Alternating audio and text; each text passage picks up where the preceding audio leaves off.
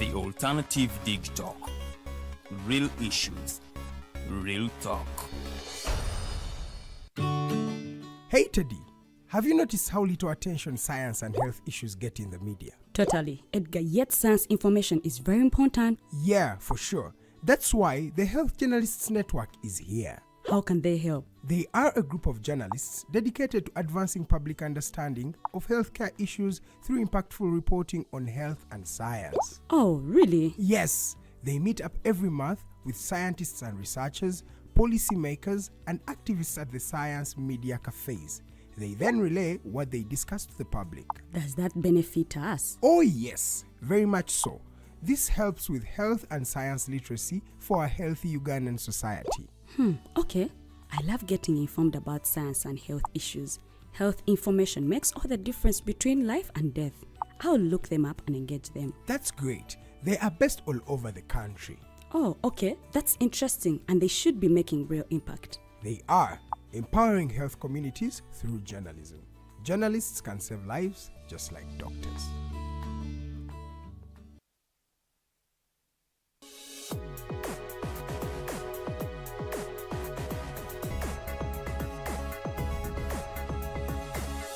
The Alternative Dig Talk.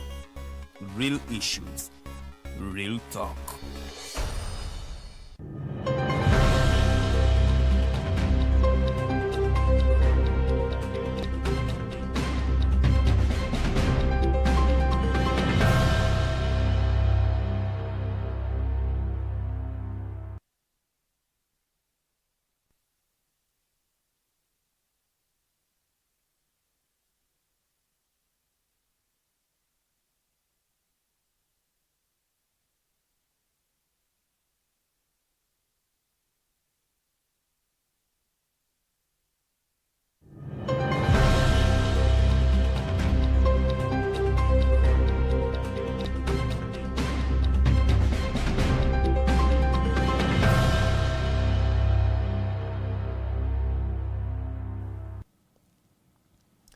Sorry about that technical glitch. Thank you for being part of us this morning. Here in Uganda's capital, Kampala, we send you greetings from the Alternative Dig Talk TV. It is the mighty global news updates.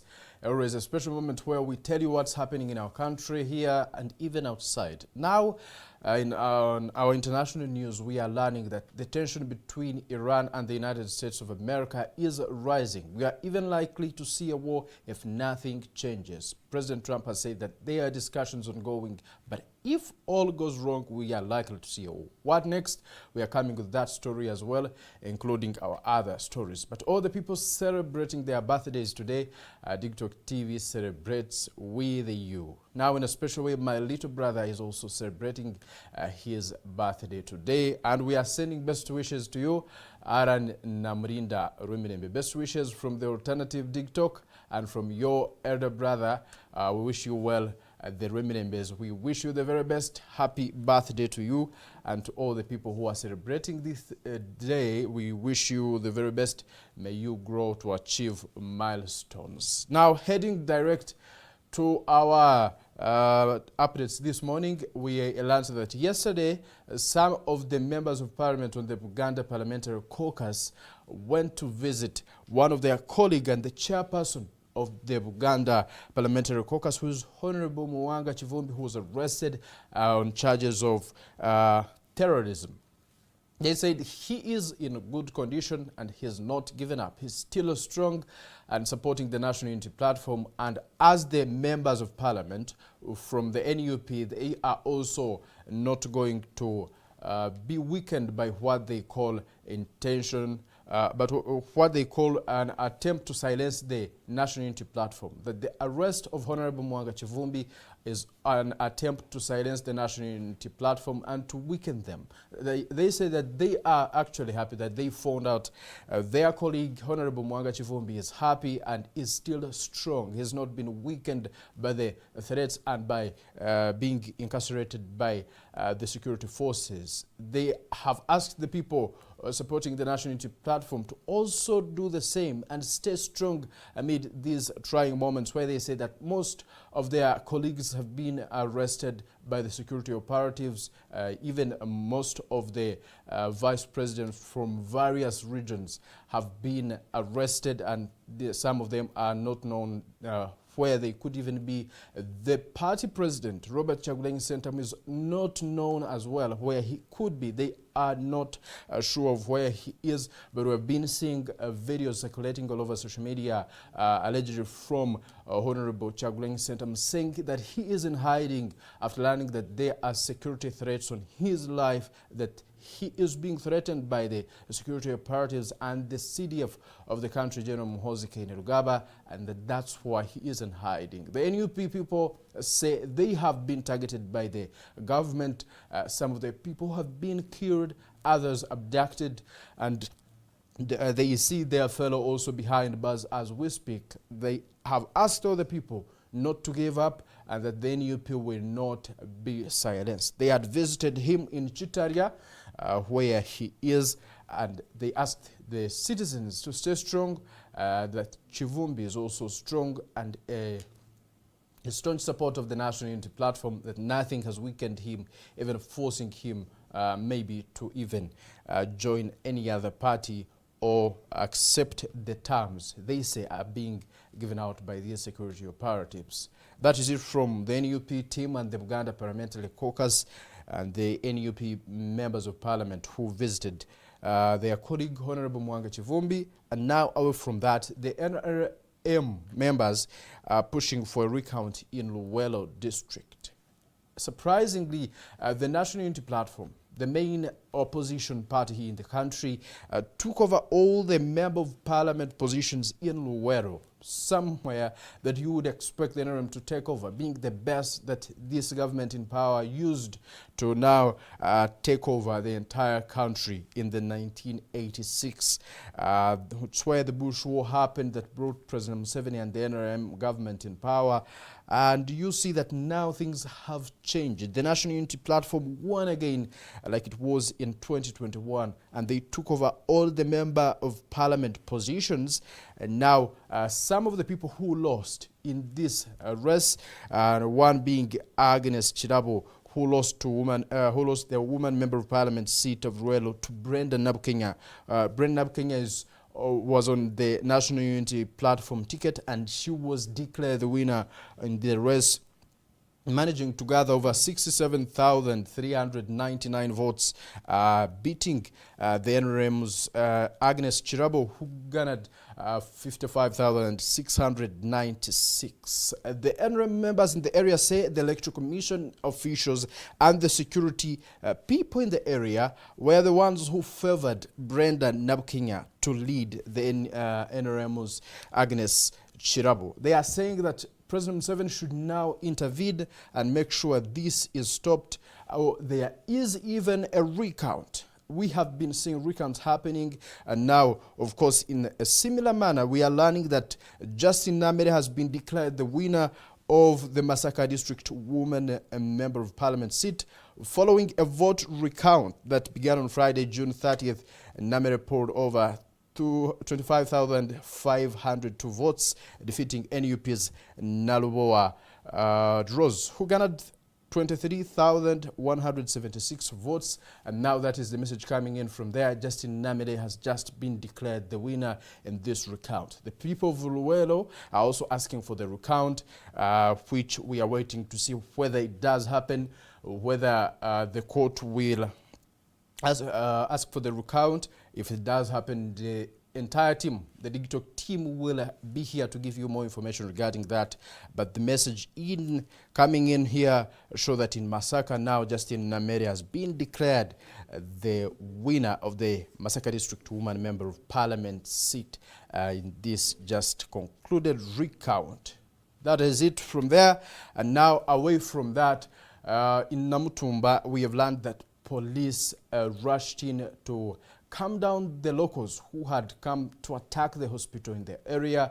The hospital had blocked their way in an attempt to expand that particular hospital, and now the locals were very bitter about it. They came in and started to cause some sort of violence. Even the foundation that was being established there for the new structure was destroyed by these locals, who say that they blocked their way that leads to the water source that leads to their gardens, which they are not ready to accept.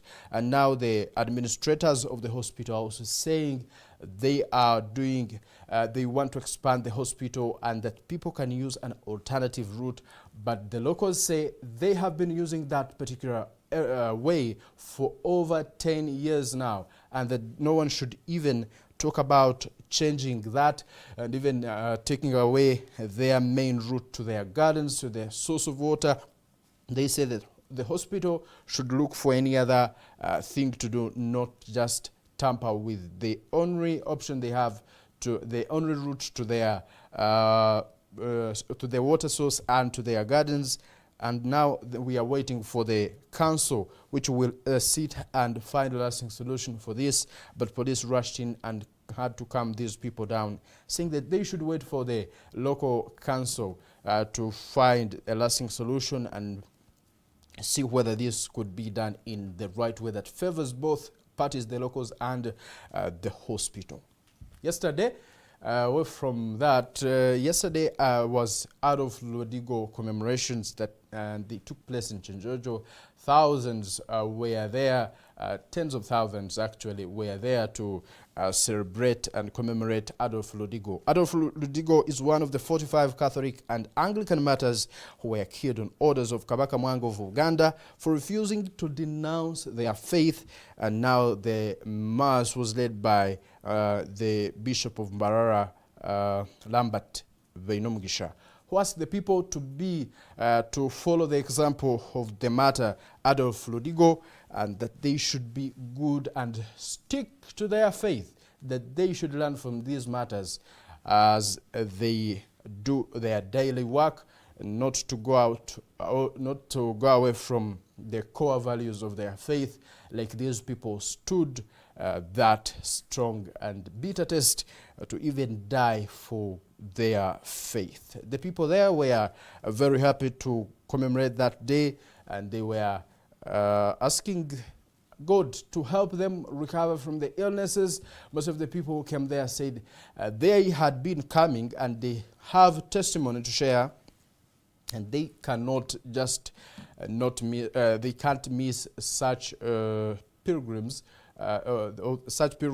that it is very important for them, and that they have had a lot of testimony from these particular prayers, and that this time round they have also come to ask for more, to ask for good health, and to ask for blessings in their works.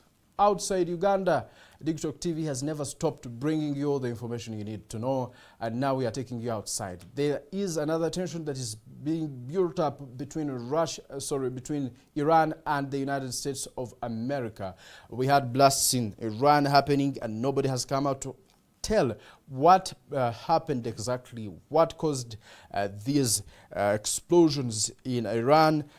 None of them has come out to say the Iranian government has not yet responded where these explosions could have come from. Even the United States, which is drawing closer. Our team is learning that the warships are being brought near Iran, being put in the required targets where they could even launch airstrikes on Iran. The Iranian government is saying they are not going to stop. They are strong and ready to defend themselves. This is what happened in Venezuela when the United States government sent in warships in the Caribbean, saying they were trying to halt drug dealings and the pirates on the sea. But we eventually saw them attack Venezuela and even capture their president, Nicolas Maduro.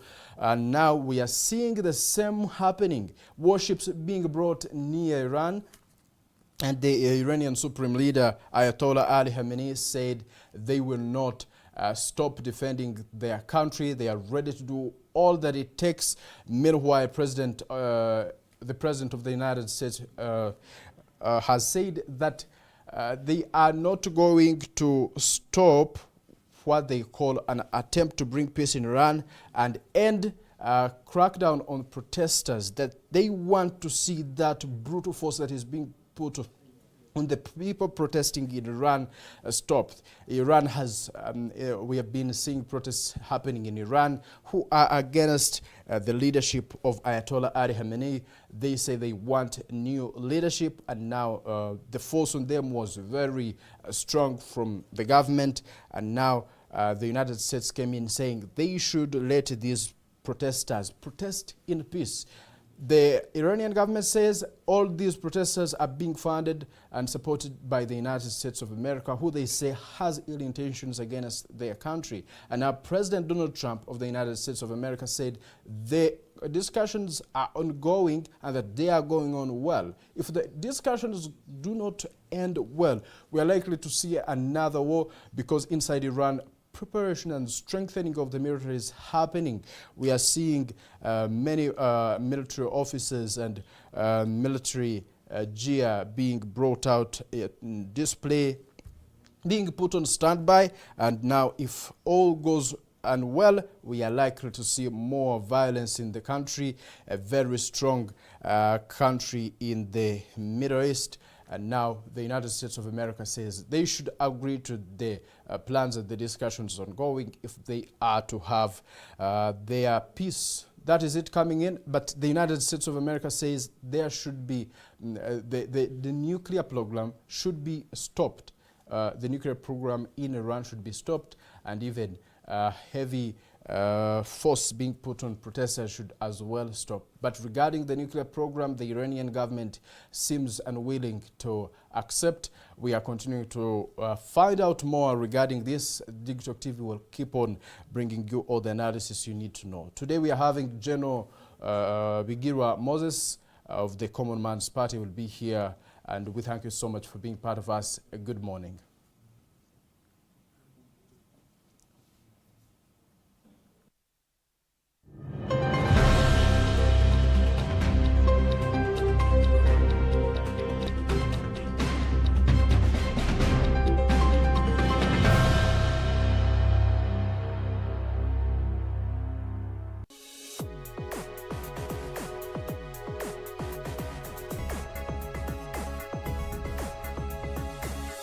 The Alternative Dig Talk.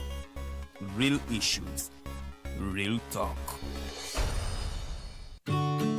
Hey Teddy, have you noticed how little attention science and health issues get in the media? Totally, Edgar, yet science information is very important. Yeah, for sure. That's why the Health Journalists Network is here. How can they help? They are a group of journalists dedicated to advancing public understanding of healthcare issues through impactful reporting on health and science. Oh, really? Yes, they meet up every month with scientists and researchers, policymakers, and activists at the science media cafes.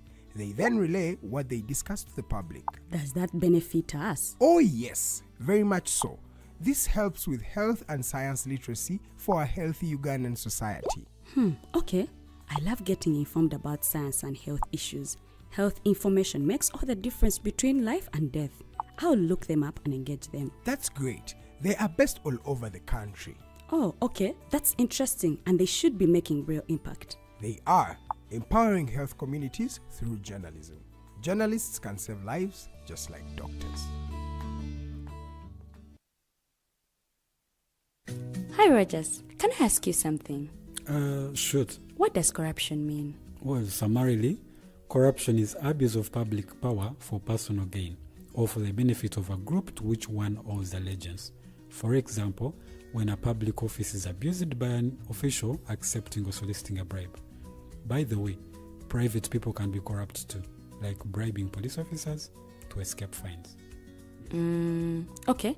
So exactly how does that concern me? Well, do you pay taxes? I guess, yeah. What does that have to do with this? Everything. Because those taxes you pay are supposed to facilitate services you use, like water, electricity, roads construction, medicines in hospitals, name it. Okay, that is much bigger than I thought. But it can be stopped, right? Well, yes it can, although it may not be as easy as it sounds. And here is the reason why. Corruption roots are grounded in our country's social, political, economic, bureaucratic traditions and policies. So, what has kept it going this long? I mean, why don't we stop it? Well, the main reason why it has been here for so long is because institutions are weak, either as a result of poorly defined ethical standards of public service, weak administrative and financial systems, or ineffective watchdog agencies. What can we do to stop it? At a national level, we must focus on strengthening the independence and effectiveness of public institutions that fight corruption. At a personal level, we must commit to never giving a bribe. I promise I'll never give a bribe. Well, that's a great decision you have made. Me and you now have to spread this message to all our friends. If we all do our part, corruption will be no more. This message is brought to you by Alternative Digitalk.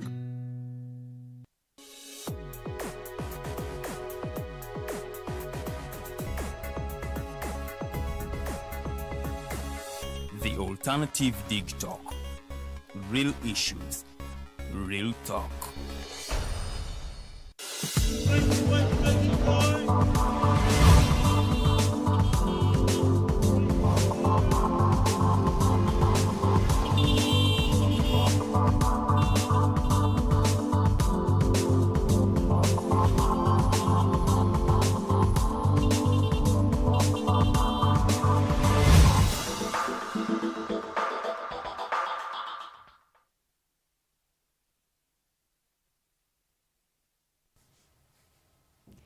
Good morning.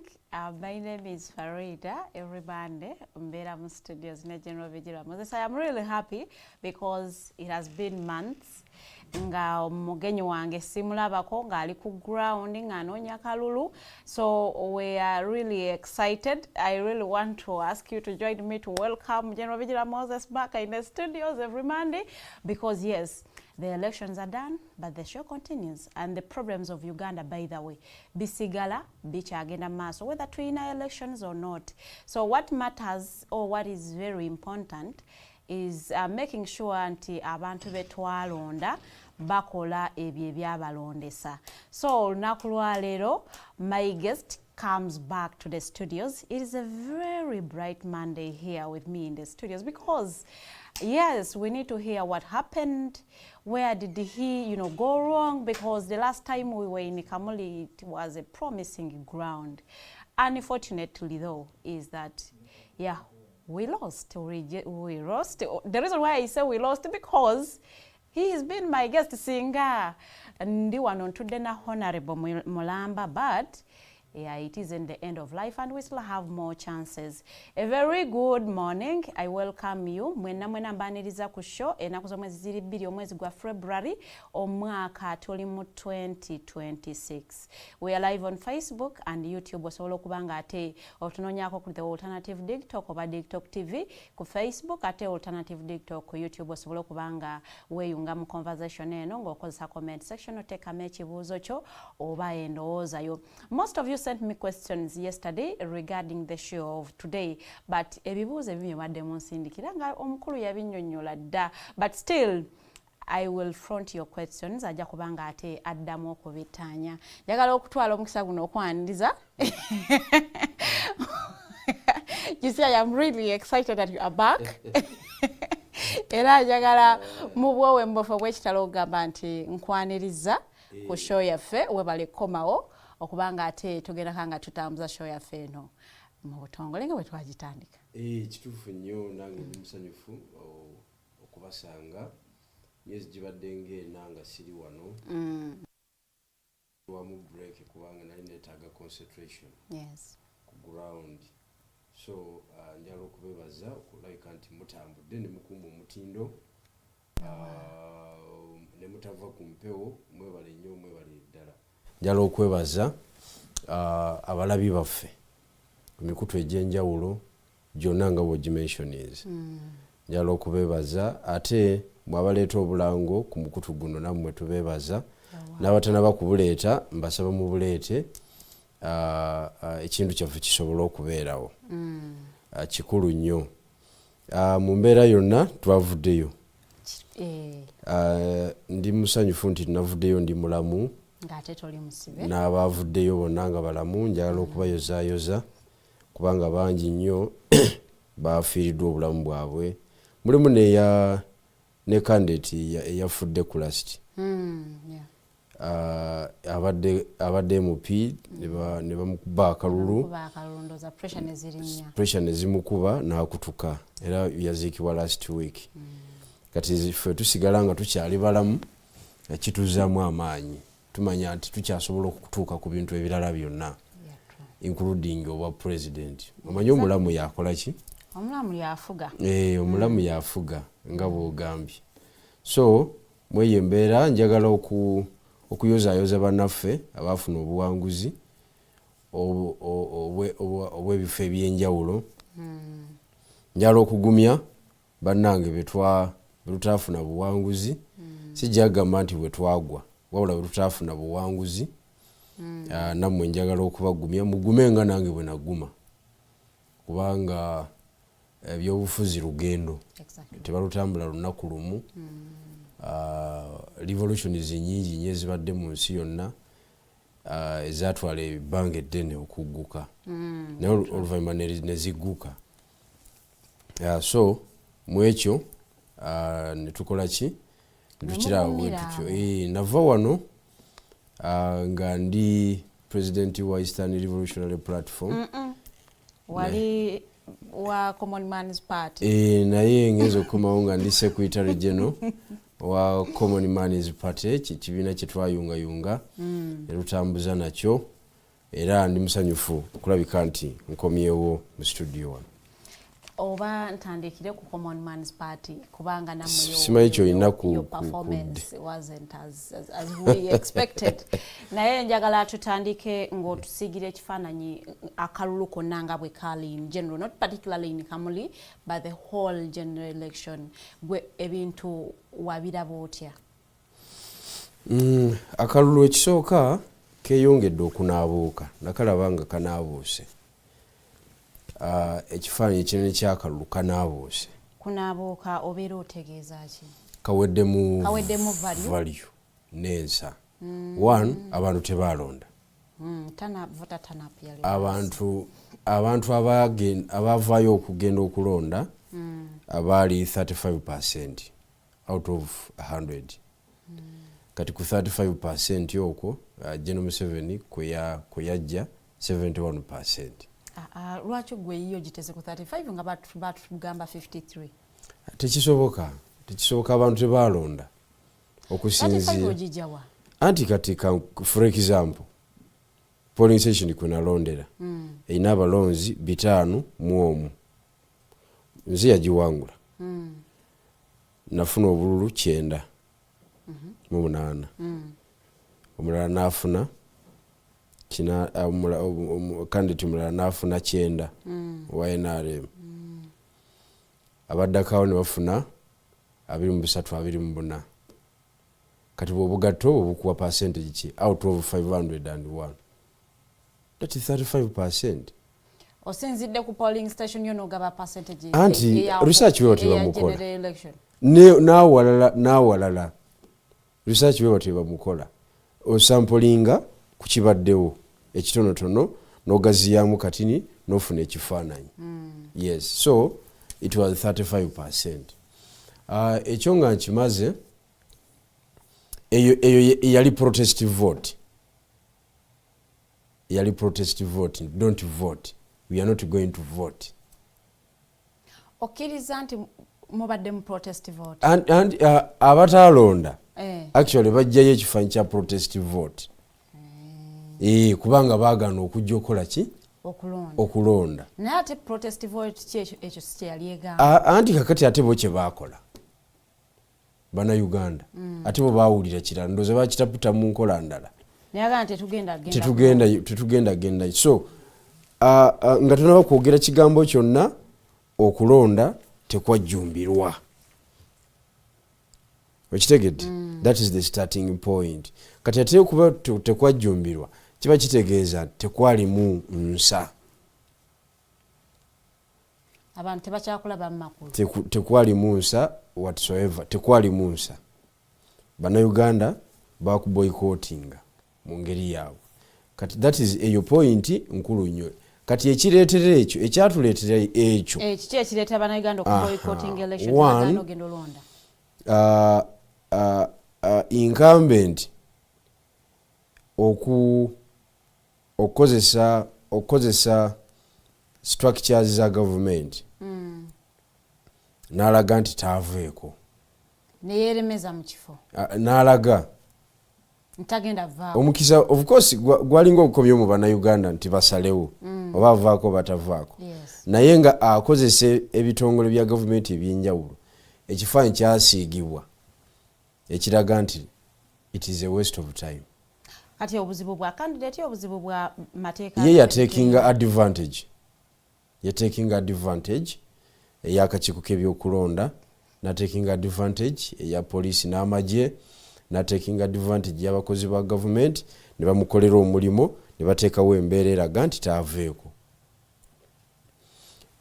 naye ate naye n'akanoonya misana na kiro yateekawo embeera azifu ebyo tabirina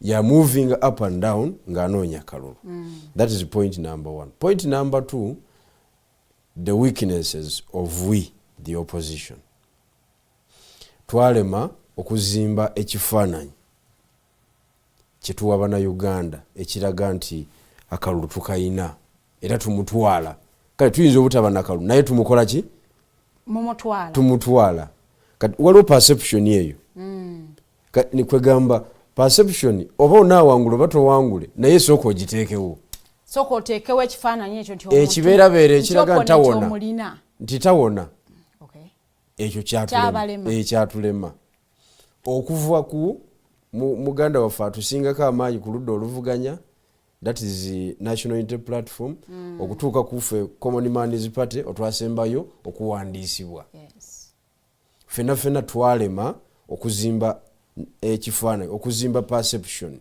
narrative mu munnayuganda okumuteekamu embeera eraga nti tawona bwana Museveni ku luno tawona nga Besigye byakolanga ki byateekangawo kati mweyo embeera tugenda okumaliriza nga ffe baluuza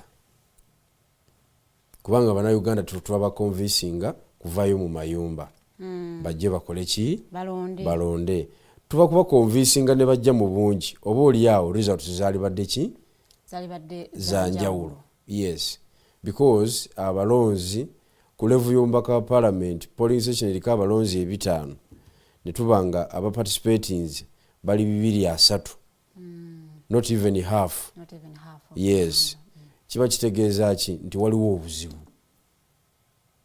obuzibu muffe ba candidates waliwo obuzibu ku presidential level.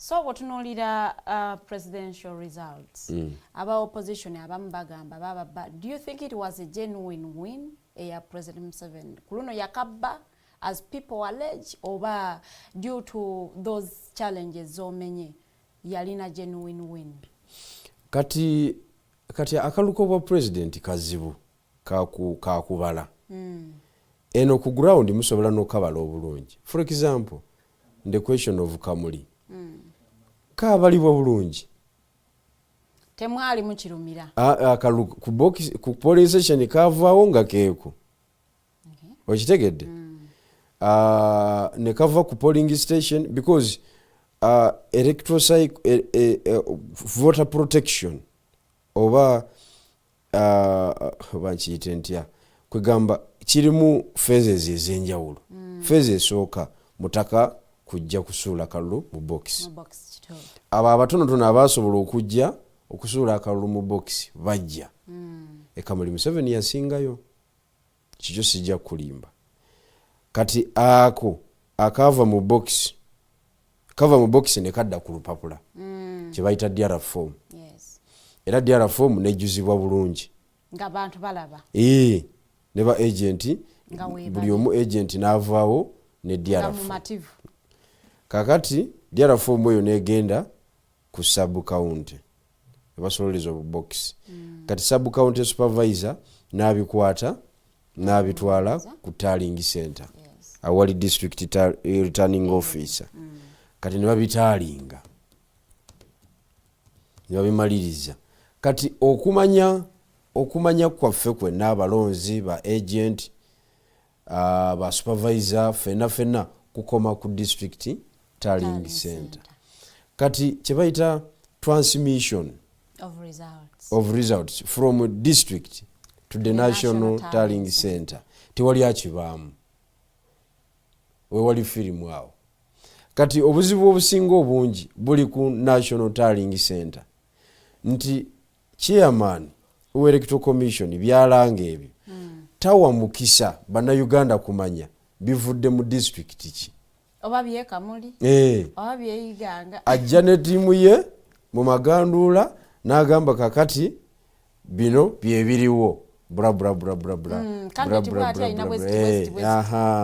n'akola breakdown n'addamu n'asituka n'ebigandula bye ne yeeyongerayo ne musigala awo nga tesobola kubuuza kibuuzo ogitegedde kati mu ngeri yonna kyangu nnyo General Museveni wabanga awangudde genuinely naye enangirira y'abakakiiko k'ebyokulonda engeri gye balangiriramu erekawo ebibuuzo ebigamba nti bannange bye mulangirira mubijja wa twagala kumanya n'omukulu chairman by'abakamala tutegeeza nga ababali ku tally center bayinanga access ku poto eraga nti zino results zetwongeddeko zivudde mu bitundu bwebiti abo si ensonga enkulu bannanyini kalulu bali ku TV bakulaba be balina okumanya nti obuvudde Kamuli bubuno so ku polling station 1200 eze Kamuli bwe bityo ebigenze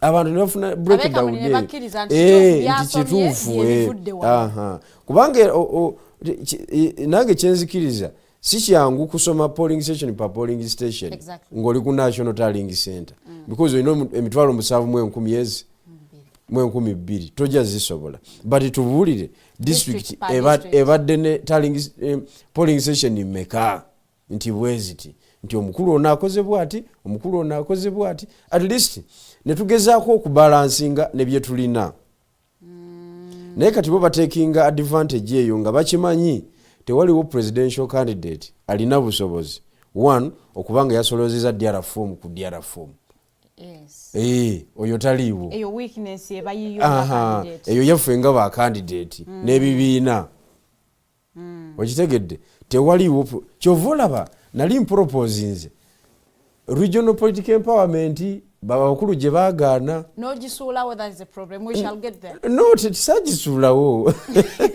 anyway we shall get there kakati twagenza okumaliriza nga tosobola kukuuma kalulu kwa president it is now a fact tosobola kukuuma kaki kalulu ka president okukakuuma one wetaaga abantu 7,000 wataaga abantu 14,000 14,000 baba agent bokka wetaaga ba supervisors amagombolola gali mu mitwalo kumpi emeka wetaaga ba supervisors mu magombolola gonna mu Uganda wetaaga ba supervisors mu miruka gyonna mu Uganda wetaaga ba agent wetaaga ba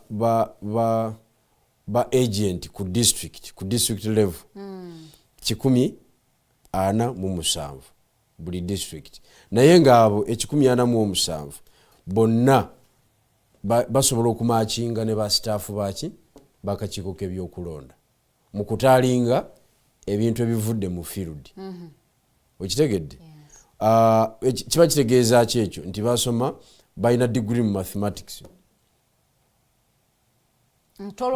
bamanyi computer ku high level nti bwogira bote ekuwa kino okitegedde kakati abo 147 tewali kibiina kye balina just 147 teri kibiina kyasobola kufuna bantu tekiriwo ku lodo mu buli district noteekayo omuntu nti ajja kundabire ali superb ng'asobola okumakinga ne district returning officer n'obuyayi bwe bakola ne baliba abateekamu ebintu mu computer ba data entrance. Yes, kakati abo tetubalina kati tosobola kukuuma kalulu no era tebakulimba because tosobola gathering na evidence nti wano tubadde n'obululu bwe buti naye bataddemu bwe capacity teriiwo.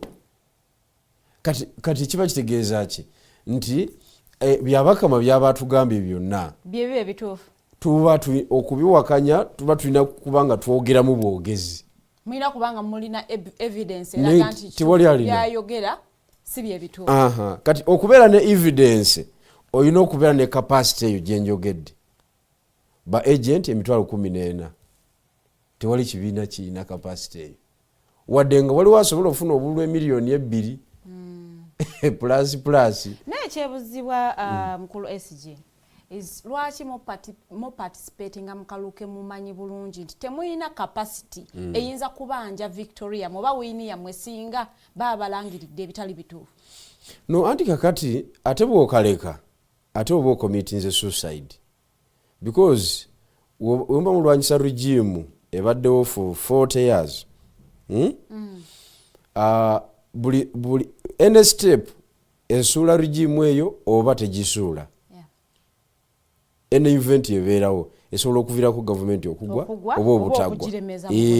Kakati buli wotagibeeramu oba okoze eki waba waliwo ebintu bingi nnyo byoleseeyo I mean byokoze eki byotekinze risk n'obireka ne bigenda bwe bityo because mu politics anything can happen.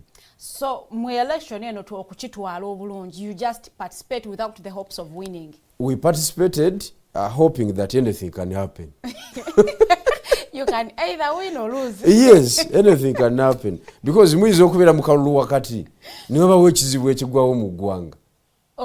Abantu abasooka okulowoozebwako be babadde bakaparticipatizeemu okitegedde naye oba tewazze ate kakati oyogera ki bakugamba mukulu nedda sooka osirike katusooke tuwulirize abadde babika n'omusajja ono okitegedde. So you need to be there on the front. That's why we came. Whether you have the capacity or not. Yes. Ekyokubiri kati for example in the case of Common Man's Party fe twajja ne idea egamba nti our participation in this election is tulowooza nti esobola okwongera okuyamba to reduce on the Museveni's vote but twaya eteeka ligamba awangula afuna 50 plus 1 vote. Yes, nafuna 71. Kati atira labo yewa 71. So ekibalo kyaffe kyafa. Naye nga initially twali batuufu nga twagala buli kibiina kisikambuleko kubwa omukulu buyandi badafuna kuba na Uganda bonna kubanga abantu abawa Museveni n'abatamuwa tosobola bamanya ngojeeko abavaayo ne bambala t-shirt z'ebikibiki mulimu ate abasirifu kisobola kubanga neyambadde t-shirt yamuwadde nga teyamuwadde nga yasirise yamulonze mama bunanfusi buli wano obumanyi kuba bagala ne babikula boxi nolabanga jjajja inawo obulu 183 nogamba naye nga kakati badda obululu buno bugenzemu butya nga bugenzemu genuine wa Makindi okitegedde it is terrible. So mweye embeera ne tubanga kitegeeza ki nti twali tulina okubeera mu race yen wanu okuintroducing ourselves before the Ugandans tinaffe wetuli babategeere era ekyo twakimala. Ekyokubiri nti in case of anything era wetuli mubeera mwabo bebakonsideringa era wetuli. Ekyokusatu kyekyo kyenkugambye okulemesa the 50 plus 1 vote percent. Kino kyagaana mwalina kujja ku bwa opponent naye kiringa mwajja ku bwa opposition. Ffe message yaffe ekisooka ffe twalina manifesto ennungi okusinga manifesto z'abantu abalala era nakyo twakizuulira mu kalulu kano nti Ugandans they are not interested mu ideas because manifesto is an idea nti nze ayina ekirungi naye nga waliwo abalala abayina anti ebyabalala tetwabiwulirawa.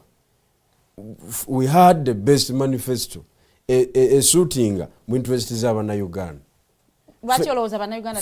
Anti kakati twakizuulira mu kalulu kano nti Bannayuganda they are not interested in the details. Oba message yamwe yabalimu okutegeka. We had the best manifesto era twagibuulira Bannayuganda. Kankuwe ekyokulabirako. Ne bagigaana. Kankuwe ekyokulabirako. We talked about loans eziweebwa ba boda. Kati ndi mukwogera ku muntu wa wansi ddala. Asembayo akuba akalulu omuvuzi wa boda. Omuvuzi wa boda mu Uganda yeewola bajaji bokisa awaye emitwalo 72 ne bagimuwa as initial deposit. Exactly. Ne bamugamba nti buli week ogenda kuleeta emitwalo 72,000 okumala emyaka emeka ebiri bwozi computingamu ofuna kumpi milioni 9 ku bajaji naye nga cash egula nnyo kitundu. Okitegedde? Kati olaba bwagidabolinga agidabolinga in case of in terms of okumalayo loan. Kati abasinga loan yebe natera okuggwayo company yenyini nekola ki nekola deal ne bagimubbako. Okitegedde? Abadda natera ogimalayo abulako emyezi ena agimaleyo bagimubbyeko deal evuddewa mu company. Kwegambo ezo ne zibanga zigenze poteya. Enembozi onyumye embozi y'ababoda onyumya kiwakola ku research. We documented it because twakola research ku baboda benyini. Si stage emu, si stage 2, si mu kitundu kimu. Nga bebuuza lwaki piki zaabwe zibibwa nga banatiro nga zinatiro okuggwako. Kati ffe nga tugamba no ogenda kuwayo the same mitwalo 72 as initial deposit. Naye pichi eyo ogenda givugira ku milioni 6 zive ku 9 zidde kuki ku 6 nga tubasalako emilioni mmeka milioni 3 tebatuwuliriza. That's why I'm telling you nti Ugandans they are not interested in the deed. Kubanga temwalaga nti mulina obusobozi twakola break down anti obusobozi bwe twabasaba baba wowe obululu because akalulu kalimu ebintu ebi power and authority. Akalulu kalimu ebintu bibiri and we went ku Bannayuganda tubagamba mukatuwe twabasaba ebintu bibiri mutuwe obuyinza obuyinza power and authority nobu authority kwegamba nkiganda wazentia nja kijukira tusoke tutambulirewo mutuwe obuyinza n'olukusa. Yes. Okay? Okukola emirimu gino ne batatuwuliriza era boda zaabwe basigala bagoberera ba candidate balala abatalina programu y'ababoda. Botunulira performance ya Common Man's Party. Olowooza obuzibu bwavaawa okuba nti abantu tebaba wakalulu. Was it your message? Abantu gye batategeera simbo yali ya kisaazi because it wouldn't relate with the common person. Mochere ku Lusania. So what exactly was the problem? We were mutuula because now it is after elections. Tusuubira nti mwatudde ne mukola assessment okumanya wawe tu awali obuzibu. Wano kansokere ku our symbol. Our symbol was the best. Was the best symbol in the history of the whole world. Kiki ekigireetera okuba nti anti kyenkugamba nti ekisooka bukyanga Yesu agenda ava kuno tewabeerangawo kibiina kya byabufuzi mu nsi yonna kirina akabonero katuufu nga kaffe ak'Olusaniya because Olusaniya lwali lujjayo the whole message of politics. Politics is about eating, is about controlling national resources and distributing it. So tukugamba Olusaniya is Uganda. Okay? Olusaniya bweba Uganda. ebyokulya ebiriko, it is the national resources. Yes. The national budget. Okay? Tukugamba ife national budget yaffe yeno tutema twagala buli munnayuganda omukono gubenga gutuuka ku lusaniya. Kitegeeza ki? Twagala obuweereza bubenga butuuka ku muntu wa wansi. Omukono gwo mu by'education gutuuke ku national lusaniya. Nti omwana we Kamuli ali ku township, the quality of education gyafuna nowe Kampala gy'abaakoze eki?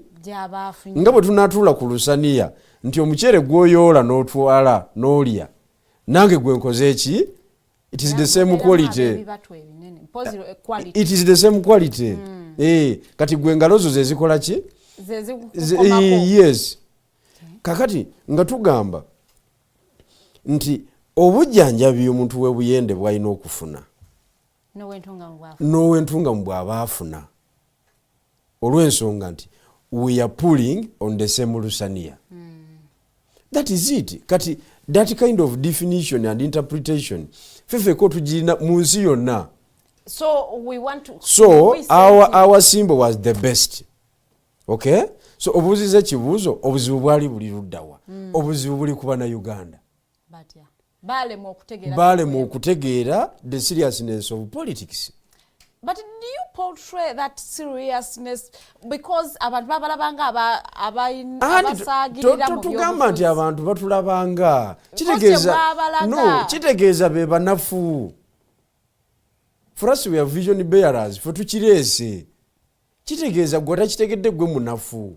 Oba gwalese nolemu okunkinnyonnyola kitegeerekwa aba anti nkugambye okumanya Bannayuganda tebaliyo beetaaga kuba kibooko. Okiwulidde? Anti nkugambye nkuwadde example y'ababoda. Olowooza waliwo olwale ze twakubanga nga ababoda tebaliiwaawo? Be basooka nawo. Ne tubagamba nti ffe mu gavumenti eyaffe bwe muti mugenda okusurvivinga. Yes. Mugenda sigala mu business yammwe because it is an informal business but eri very important mu bulamu bw'omuntu obwa bulijjo.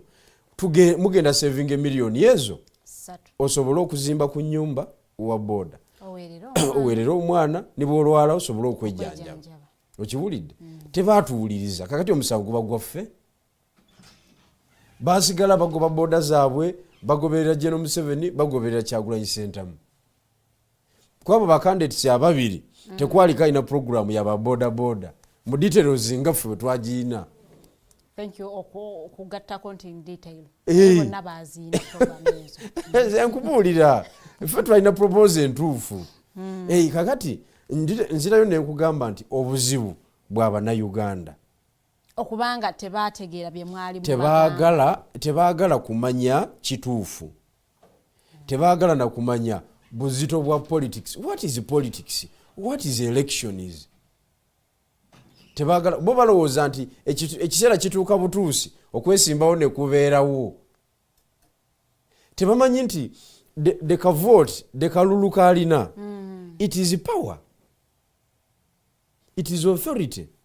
Nekati obuzibu lwaki obuteka ku Bannayuganda nga mwe mufairinze okubategeeza ekyo kye balina omumanya? Ate tufairinze tutya? Mwe nga abeesimbyewo. Kati kankubuulire. Gwe oyagala kuŋŋamba nti Bannayuganda kyokadda. Oyagala kuŋŋamba nti Bannayuganda abaasudde ababaka ab'enjawulo tebadde tebamanyi mugaso gwabwe. Bateekwa okuba nga babadde bagumanyi. Abamu babadde tebamanyi. Abamu babadde tebamanyi. Then era obuzibu budda ku Bannayuganda. Bannayuganda bave mu muzannyo. Nze ate bulijjo ndowooza nti we are dealing with an understanding population. Nakizudde mu kalulu kano. Teyina kyetegeera ku byobufuzi bya Uganda. Temayina Uganda weeri. Okitegedde? Era mu bumpimpi Bannayuganda mwenna mwetaaga okukola ki? Mwetaaga genda mu ssomero. Kyova olaba NUP yatandikawo leadership school. Oba oliawo, it is a good idea. It is a good idea. Now of course esomesa ba members abali ku level y'obukulembeze waggulugulu si balonzi bannayuganda mwena mwetaaga ogenda mu ssomero n'abakulembeze baako kubanga otuuka mu kitundu n'otunulira quality of leadership gye balonze n'osaasira abalondeddwa baatikiddwa obuvunaanyizibwa bwe batasobola ne weewuunya ababalonze balonze abantu mu butamanya bamaze galonda olinga gamba nti balonze kinyumo kyennyini nti okulonda weekuli tulonda omwana waffe gundi naye agenda aliyeko ne ebbanga lye tumaze nga tulonda nga bannayuganda every after 5 years tugenda mu kalulu nga tukyalina population nga bwogi describinga olowooza kiki ekyetakisibwa okulaba nti bannayuganda babecominga they are awake to the realities of their country basobole okuba nga agenda mu kalulu ng'amanya lwaki alonda naani gwalina olonda because it has been a long time nga tugenda mu kalulu bweba nga abantu bali bwe batyo to the level nga gyoba describing lako then there is a problem, a very big problem. Ekirina okukolebwa kiri kimu ebibiina by'obufuzi biweebwa obusobozi obukolaki bigende bizimbe membership mu byalo, okay? Because ekibiina nga Common Man's Party buli lwemba n'obusobozi obugenda okuteekateeka bamembazi bange ku village level ngenda okuva ku village ey'Ebulongo ng'abantu abadde mu lukiiko lw'enkubi eyo bategedde ebyobufuzi kyeki because ekibiina ky'ebyobufuzi it is almost a university kigaba general knowledge, okay? Ku nsonga ez'enjawulo kati tugenda okumaliriza okuzimba akakiiko k'oku kyalo nga tumaze nga tugenda okuvaayo ng'abantu balekedde information ekwata ku leadership bave mu kizikiriza kye babaddemu bazibule amaaso bategeere because kino ekisanja tetubangako na kisanja kigenda kubeera flat nga kino. Wogamba flat oba otegeezaki? Anti I don't see leaders. Tolaba mubakulembeze? Siraba. Ngenda kuwaayo omwe omukulu Nobert Mao yakomyewo mu parliament. Nze njogera ku ludda lwaffe oluvuganya because Nobert Mao yatuddukako. Yatuddukako. Kankuweeyo mu Jjinjaawo ng'aba NUP baafunye ababaka mu Jjinjaawo. Ababaka nna abatali. Anti kyenjala okutegeeza kati Busoga balonze bakozi ba ku radio ba TV omanyi mugenda ne mubeera mu kamera ne mutiisa abantu mumutegeera nnyo ne beerabira nti byemwogera mubisoma busomyawo mupapula za tubisengeke bulungi toleeta ku lulimi lw'olujeregerera lweri si kujeregerera nze nkubuulira what happened, what transpired in Busoga ne balonda ayogera bulungi ku radio nga beerabidde nti omuntu akola ku radio oba ku TV alina obuntuntu bw'asomaawo najja n'abubuulira abantu obusesasesa obwentertaininga ebintu module eyo. It is also possible nti ajja genda asome atwale areas ku flyer parliament. Kati experience yetulaga tewaliwo yali akoze ku radio performing mu parliament okutandikira ku kusozi kaddu mukasa ye yasookayo wakisanje eki abantu bamugobayo nga balaba omuntu ali incompetent atabanga nawo paka abazze baddakaawo bonna tewali performance. Why radio tujjeko TV? Naba TV bonna oluvuganya lubadde lukulemberwa Joel Ssenyonyi. Akoze bubi? Ati Joel Ssenyonyi ate nagusamba atya? Is a good player. Yes, we accept. Naye nagusamba atya? Kale lwakuba musajja wa Bwino yatataaganyizibwa naye twandimwadde ng'example. Musajja wa Bwino? Alan Sewanya. Yakola ki? Yatataaganyizibwa ate nkugambye. Chukabadda. Zibundeke n'okundeka. Oli ku Mighty Drive, it is a Monday. Tubeera ne General Bigirwa Moses okuva wali eri mu kibiina kya Common Man's Party. Olwo yatandikawo ekisinde kye n'amala n'akirekulira. Njala tugende mu kuwumulamu katono nnyo tukomewo nga tutunuulira factors eza leading to his loss. Yadde ng'agamba mbu abataawangula naye era muba mwaluzinga weewaawo ebigambo tukyusaamu bikyuse. Very good morning tukomawo.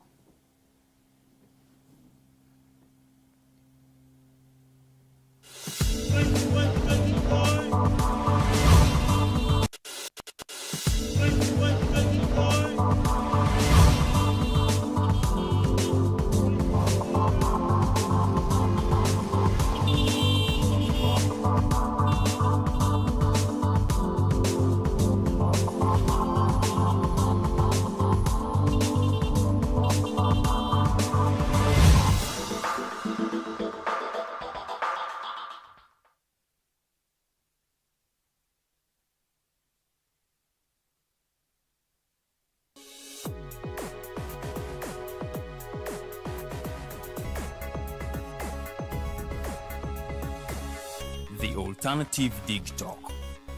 Real issues, real talk. Hey Teddy, have you noticed how little attention science and health issues get in the media? Totally, Edgar, yet science information is very important. Yeah, for sure. That's why the Health Journalists Network is here. How can they help? They are a group of journalists dedicated to advancing public understanding of healthcare issues through impactful reporting on health and science. Oh, really? Yes, they meet up every month with scientists and researchers, policymakers, and activists at the science media cafes. They then relay what they discuss to the public. Does that benefit us? Oh yes, very much so. This helps with health and science literacy for a healthy Ugandan society. Okay. I love getting informed about science and health issues. Health information makes all the difference between life and death. I'll look them up and engage them. That's great. They are based all over the country. Oh, okay. That's interesting, and they should be making real impact. They are empowering health communities through journalism. Journalists can save lives just like doctors.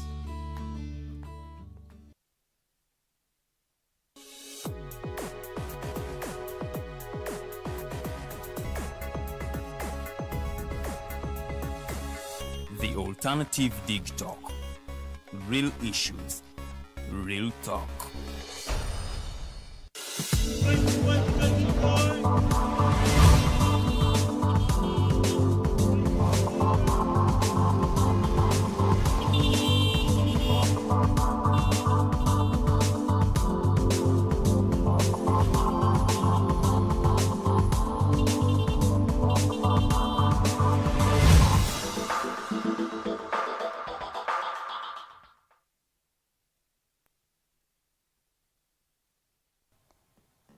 Oliko Mighty Drive tutambulira ddala okuva ssaawa 2 paka ssaawa 4 mu studios ntuddemu ne General Bigirwa Moses onono nga Secretary General w'ekibiina kya Municipality era nga tubadde tutunuulira performance y'ekibiina kye ate mu kalulu kano ketugenda okukomekerezebwa nga tulonda aba female ababaka abakiise abakyala. So tutunuulira ye awadde okwewozaako okwe agamba alaga challenges zibaddemu naye ng'omusanga asinga okuguba ng'aguteeka ku bannayuganda ati bannayuganda temumanyi bye mwagala byonna bingi nnyo but also tannaba nga atuwa because wabeerawo challenges eza without wabweru ne within tusuubira nti mwalina challenges mwenga ekibiina of which you would want to send him fenga ekibiina wano ndowooza twasuula mu step oba twalakinga kino ne kino. Within ekisooka twajja leeti ffe twasembayo okugazeetingibwa ku nankanyi ku lisiti y'ebibiina by'obufuzi ebiwandiise. Process yali yakukyusa linnya from Uganda Economic Party to Common Man's Party naye olwo olutalo lwali lw'amaanyi to the extent nti abagizi baffe n'abakulembeze abaali batukkiririzaamu mu kusooka bali scared by akakiiko k'ebyokulonda kubanga twatuuka nga batandise okuwandiisa bakansala nomination ziguddwawo zigenda mu maaso abantu baffe bagenda okwewandiisiza ku lusaniya nga babagamba tetubalaba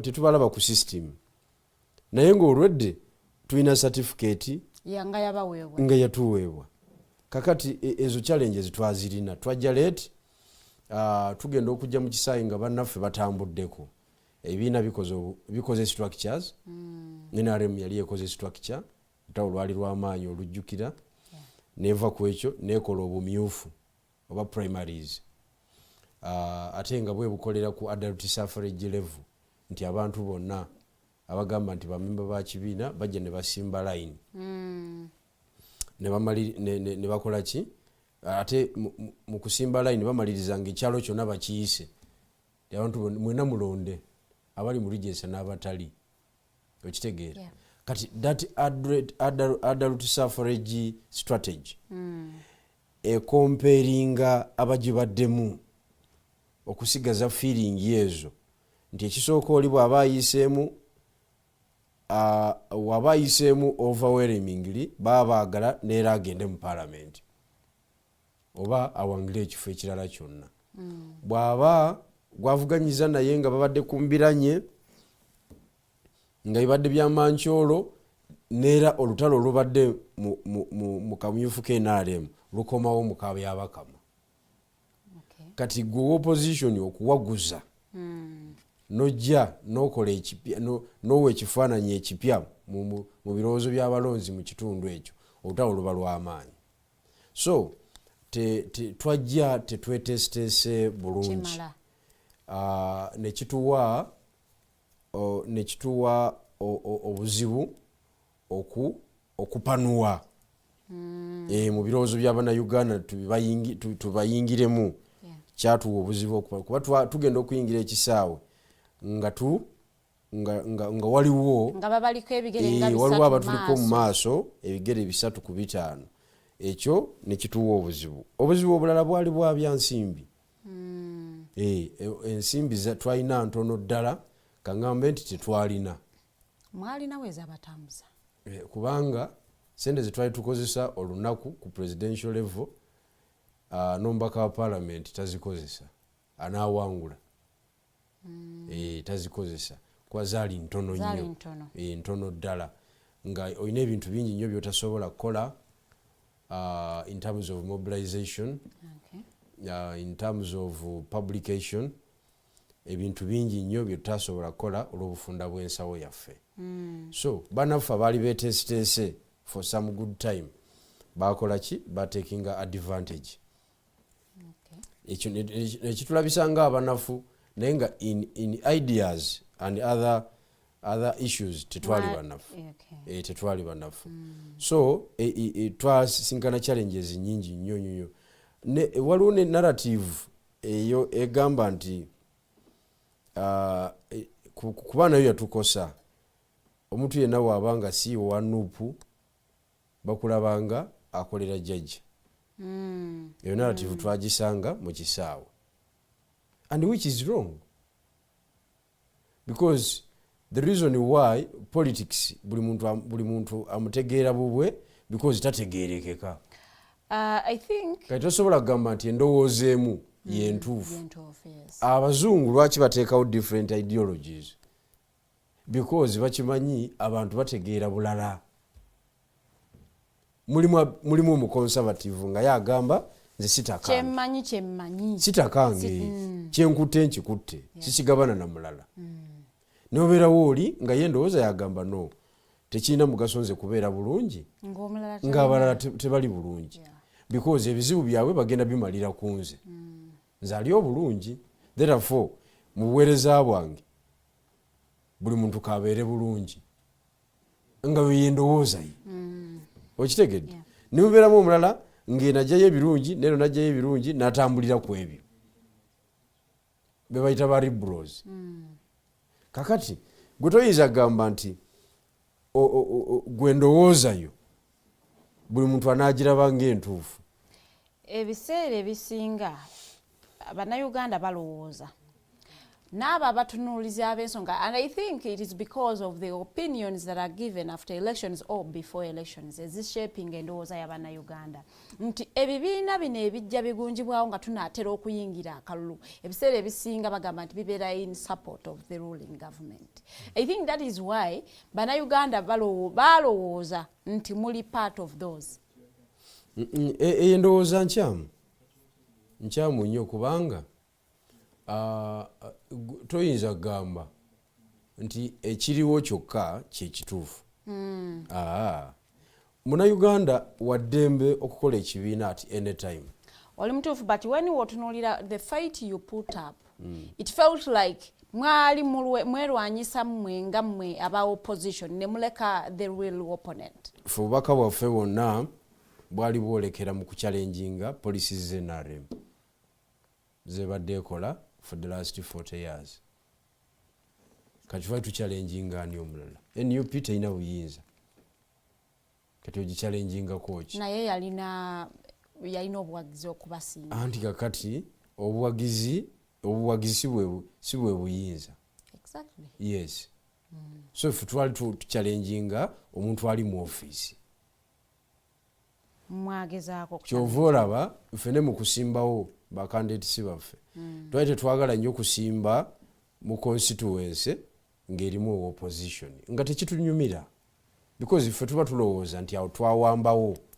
Awo notateekawo candidate because ebeera constituency. Eyo y'ensonga lwaki obwa president tetunabuwamba kyeva olaba twasimbawo. Talking about okusimbawo ababaka. Tolowooza nti nakyo kyaba stretchingamu koba you would have concentrated on kugamba nti katusooke tuteekeyo candidate ku presidency level ebiri ebirala positions ebyatuzireke. A presidential candidate amaanyi ge gamubeera mu babaka ba parliament. Amaanyi ge. Era bw'otunuulira bwetwabadde ne candidate ali serious Kamuli Municipality. Presidential candidate waffe yafunyeyo obululu. Okitegedde? Yafunyeyo obululu. Gye yasinze okufuna obululu obutegeerekeka. Because yabaddeyo n'omubaka wa parliament. Omubaka wa parliament oyo nga naye alina ba candidates abalala ku bifo bya wansi. Era ku lwokusatu kwe kulonda okusembayo. Nsuubira okuwanguza ba kansala, nsuubira okuwanguza ba chairman b'amagombolola n'ebisigaddewo. Because that is the structure ekuuma akalulu ate ekanoonya. Presidential candidate ekitundu ky'atalinamu mubaka wa parliament aba agenda kujjawo obululu. Kankuwa presidential candidate yabasinga okola nga teyalina babaka. Mukulu Bulira Frank. Ekibiina kye kyaleeta presidential candidate yekka. And as compared to your performance, he performed really well. Ebyabulira biwanvu bireke bulesi. Okuva ku nomination ye kutuuka ku campaign ye bireke bulesi. Oyagala gamba mbu ye kati saagala bigenda mu kuba si kibiina kyange. Naye nga information gye nninako entonotono nze nga omusajja agatheringa information tubireke ng'abantu abakulu. N'obuwagizi bwe yafuna. Someone is telling me to ask General Bigirwa. He has said that all radio presenters have performed poorly. How about Honorable Kasibante? How did he perform? Ate gyali mu parliament. Naye ebbanga ye ebiseera bye mu parliament, did he perform poorly? Anti gyali. Ekyokwanga tali mu parliament, it does not rule out nti yakola bulungi. Kitegeeza yakola bubi. Kyogamba Semujju yakola bubi olwokuba bamugyeyo. Ate tebamugyeyo. No, basi okwanga bakugyeyo olwokuba oluddeyo. Tebamugyeyo. Bamugyeyo, that doesn't defend the fact that mbwabadde akola bubi. Banakira bagamba takoze. Aba akoze naye n'omulala kaakole. Kyekimugisizzaayo. Because you can't be a good MP. Ate ne bakugyayo. So Bannayuganda tuba defininga. Are they really understanding? Kwegamba back acknowledging the fact nti ono mubaka ono si mubaka. Kubanga a person like Semujju Nganda honorable. Oba weetaaga okulaba ku bamugyeyo. Balya mmere ki oleme kugiwa abaana bo. Abalonzi. Yes. Balya mmere ki oleme kugiwa abaana bo.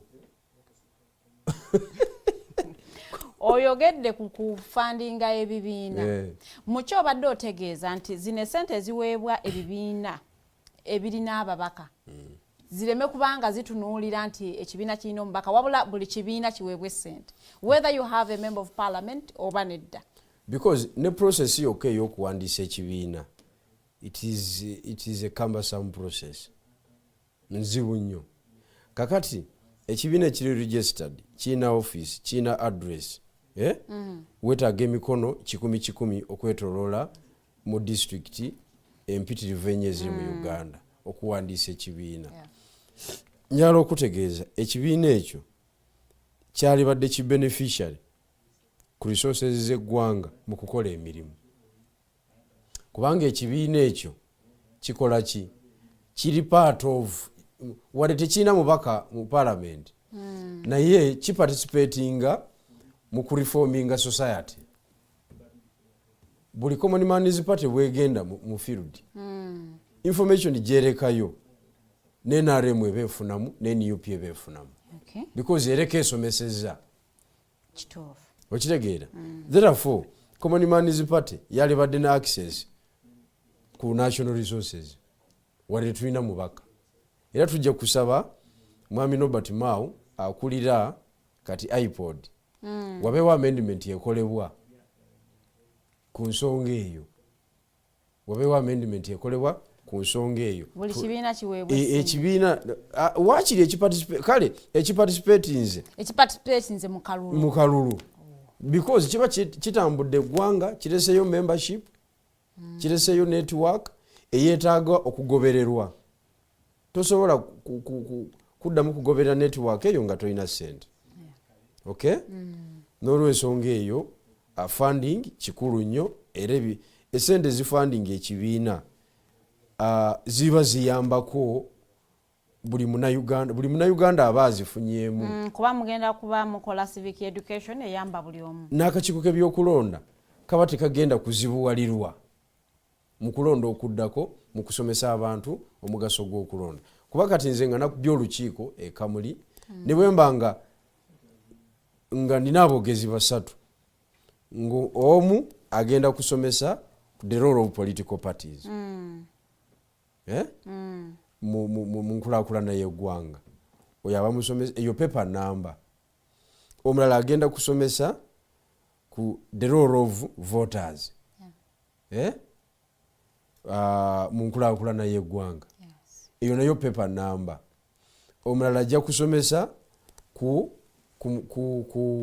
omulala ajja kusomesa ku pepa endala yonna gye twatukyuzinze. Okay? Kati kiba kitegeeza ki nti knowledge gye tulese e Kamuli abantu basigadde kyekimu mu kumanya ensonga, ate buli lw'oliidinga abantu nga bamanyi oyanguyirwa. Yes, because you are dealing with people who are informed. Naye okudiringa n'abantu abatamanyi okola ebintu ebyakabi nga babitunulako butunula ne batabitegeera. Kiringa bonna ogula emmoroka empya ewaka akaana ne kakwata ejjinja akato ne kajja ne kakulukuunya bwe kati because ko tekamanyi mugaso gwaki gwa mmotoka, tekamanyi ne express gye weetaaga okutereeza kajja kukwata mbuka kali mu kuwandiika kalowooza blackboard. I love you daddy. Yes, kakiwandiike ku I love you daddy. Okitegedde? Because mwana muto tamanyi. Kati abalonzi mulina okuva ku eyo level ey'obutamanya mufuuka abamanyi. Eyo level ey'okuva ku butamanya okufuuka abamanyi nga it is a long process. Erina kukolebwa bibiina byabufuzi. Erina kukolebwa ffe bibiina byabufuzi. That's why funding is very important. I want to today Kamuli wennyini mu Kamuli Municipality. We twasembayo okubeera naawe Kamuli, the ground was promising. Abantu baali balaga nti message yo bagitegedde. Olowooza obuzibu bwavaawo okufuna results nga ze wafuna? Obuzibu bwava ku bannayuganda bennyini bannakamuli. Bannakamuli nze simanyi kyabatuukako. Nja kubasaasira naye era sijja kubasaasira nnyo kuba tetwafuna buzibu. Ekamuli emmere gyeri. Oyogedde nga omukulu ow'ebitiibwa Honorable Segonaga nja kubasaasira naye we basazeewo so naawe obasaasidde. Omanyi Kamuli kwegamba sijaga nti abantu baba basaliddewo mu njala nnyo because food security gyeri abantu balina emmere balya ekyemisana ekyenkya n'ekyeggulu ekitundu ekirwankingibwa okubeeramu obwavu obungi abantu bali mmemmere yaabwe bamala okulya subsistence farming yo weeri kakati neewuunya lwaki bejjako beegoba mu kumanya ne babeera mu kategore ey'abantu abataagala kumanya basalawo okubeeramu eyo kategori bw'oyagala I don't know what happened for sure n'olwaleero nkyakola okunoonyereza what happened to the people of Kamuli Municipality ne baleka the best candidate with the best manifesto eswitinga mu interest zaabwe ne balonda omuntu atalina manifesto atalinayo wadde akagamba akamu kagambye nti ngenda bakolera kino in the whole campaign yali agamba ky'abantu mwebale kunjagala banange ku luno temundekera ki temundekerera fulaga eyenaremu timundekera fulaga nga kulule nekiseera nje mu parliament banange nje abakolera ogenda kukola ki ekyo nga takyogera naye ate era kyamuweesa akalulu obuzibu tebuli ku ye candidate obuzibu buli ku baamulonda ye nga candidate yajja tamanyi kyakola yaleeta obutamanya n'abuleeta mu bataka kati abantu abagula obutamanya betulina okudibatinga what happened to the people of Kamuli Municipality up to now I am still asking that question n'olwaleero simanyi kyabatuukako for sure because njagala okutegeeza Farida nanoonya akalulu there is no doubt on that nanoonya akalulu abantu 9 ku buli 100 abalonda mu Kamuli Municipality nabatuukako nenjogera nabo nalina ensonga ezi 3 tewaliwo candidate mulala yazirina ensonga esooka yali yabyanfuna ensonga eyokubiri yali yabyanjigiriza ensonga eyokusatu yali yabyabulamu ate ensonga zonna nkulu zikwata kati ensonga ezo naye ngaokuzinyonyola netaaga 2 hours omuntu akuzitegeera era nakozesanga 45 minutes okuzinyonyola okitegedde kwegamba era neewuunya nze neewuunya okubanga banakamuli tebampa kalulu bino ebyogamba okubba biki ebyo have you ever sat down n'ogamba nti maybe some of your decisions you made as a candidate zakuleetera okuluzinga Kamuli Municipality okuluzinga voter trust decision like changing from okuvaamu your own wazaala omwana gwe kenyini n'omulekawo n'oyingira ekirala don't you think that decision costed you somehow okuva okusuulawo revolutionary platform n'oyingira Common Man's Party don't you ever Common Man's Party Eastern Revolutionary Platform it was a kisinde but you would have come as an independent and that kisinde era mu butamanya bw'abannaffe ab'enjawulo era nalimba nkibatwalidde abasoga ne mbagamba this is the best deal for you era nga balemedde mu mayumba gaabwe nakyo baagaana okukyembulesinga neffe ng'abaalinga bakirabire ewala twalabanga Kampala abantu kye baagadde in Kampala era abantu ne mbagamba busoga yeetaaga political identity we need to embrace this idea tugideveloping abavuka mujje tuzimbe naffe tubeere ne bargaining power naffe tubeere nga tumanyiddwa mu byobufuzi bya Uganda nga bona otuuka mu West Nile I mean mu Mulango nosanga ababaka ba UPC 10 but when you are in Jinja when you are in Kampala tosobola kumanya nti UPC ina ne capacity ereeta ababaka 10 okitegedde naye ogenda okulaba okulonda kuwedde eyina ababaka kitegeeza inawe eyina amaanyi kituufu okitegedde kakati ebintu ebyo example ziri very simple okuunderstandinga basoga banange zabalemu okukola ki okutegeera nembewuunya nasigala mbewuunya kati NRM be basigala batambuza ekibooziboozi nga batambuliza mu ekyo nti yakyuka n'ava abakusigala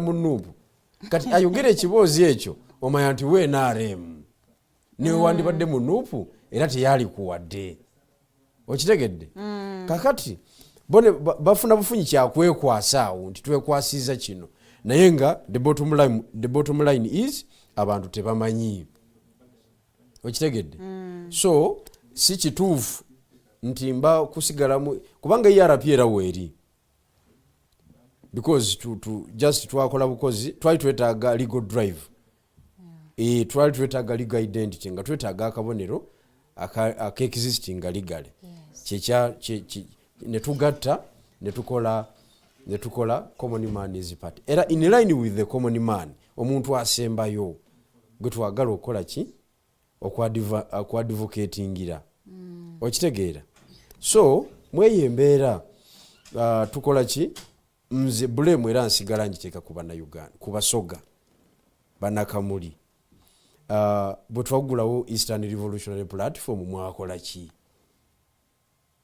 mwajagala era mwasigala mwebuzaabuza bwe najja nendeta akabonera akaswitinga mu interest za mwakolusania buli muntu kalabira ddala nga kasobola relatinga nako era mwasigala mwekwasa kino nakiri okay ekyo netukitivaako tugende mu campaign details candidate ki yayogerako nammwe nemubeera convinced nti mu butuufu omusajja ono bw'agenda e Kampala ajja tugirayo byayogedde wano nzezeka tewaliwo omulala yalina campaign message because ku average time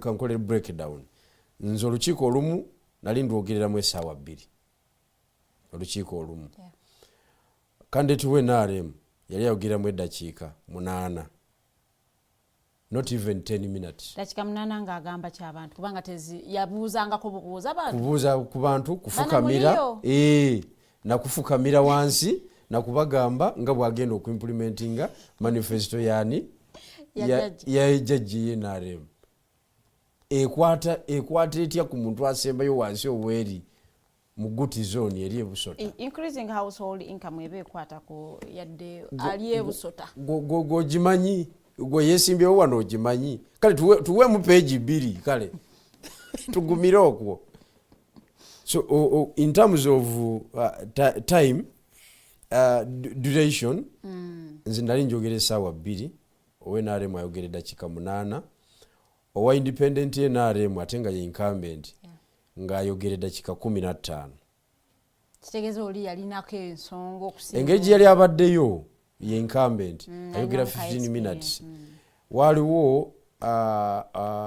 waliwo independent NRM omulala eyali ku mupiira ate nga ye incumbent mayor yali ayogera eddakiika 15 naye kubanga yali incumbent yali ayogera eddakiika 2 kubanga yali alinamu kolansi azze nga waali ebitaala webiri bize mu kisanja kye azimbira okwo that is 20 minutes nze nga njogera 2 hours mu 2 hours nga nzijjayo ensonga ng'ogyeko ziri 3 zenkugambye nga nzijjayo ensonga z'omubaka eziri constitution legislation nenjinyonyola n'obukugu bwetaaga budgeting nenjinyonyola n'obukugu bwetaaga oversight role nenjinyonyola okuva e Kampala okutuuka ku Gombolola rolo y'omubaka mu kunoonyereza ensaasanya yaki yesente y'omuwi w'omusolo nga bwe zitambula okitegedde nembinyonyola lastly representation effective representation nenjinyonyola ebyo bye Kampala mu parliament ate ngesibigatta muziri ensonga 3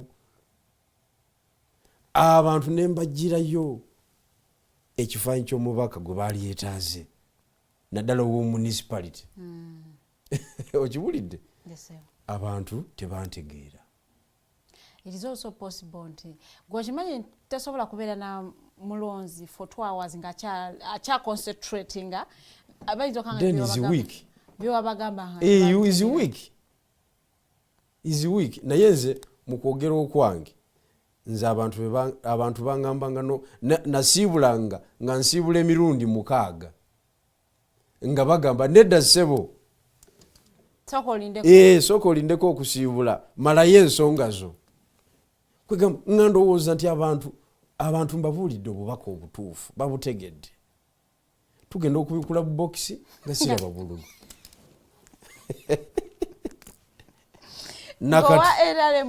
nakati simanyi kyatuuka ku bannakamuli.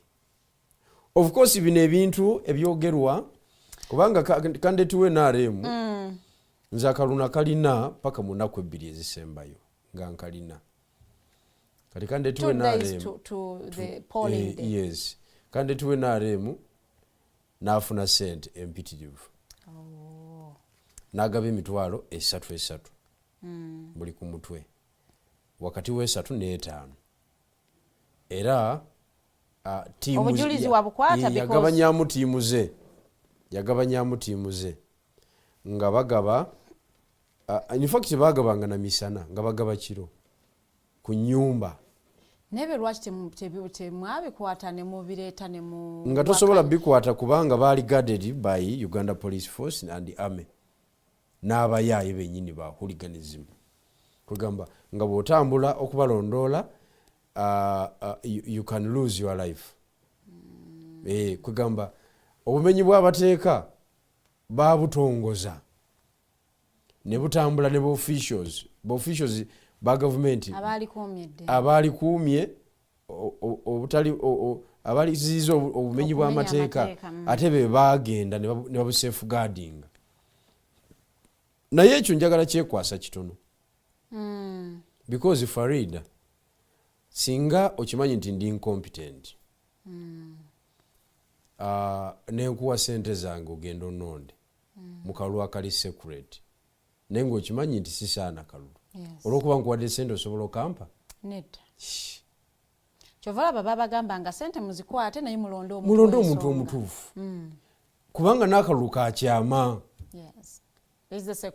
Yes, akalulu kakyama.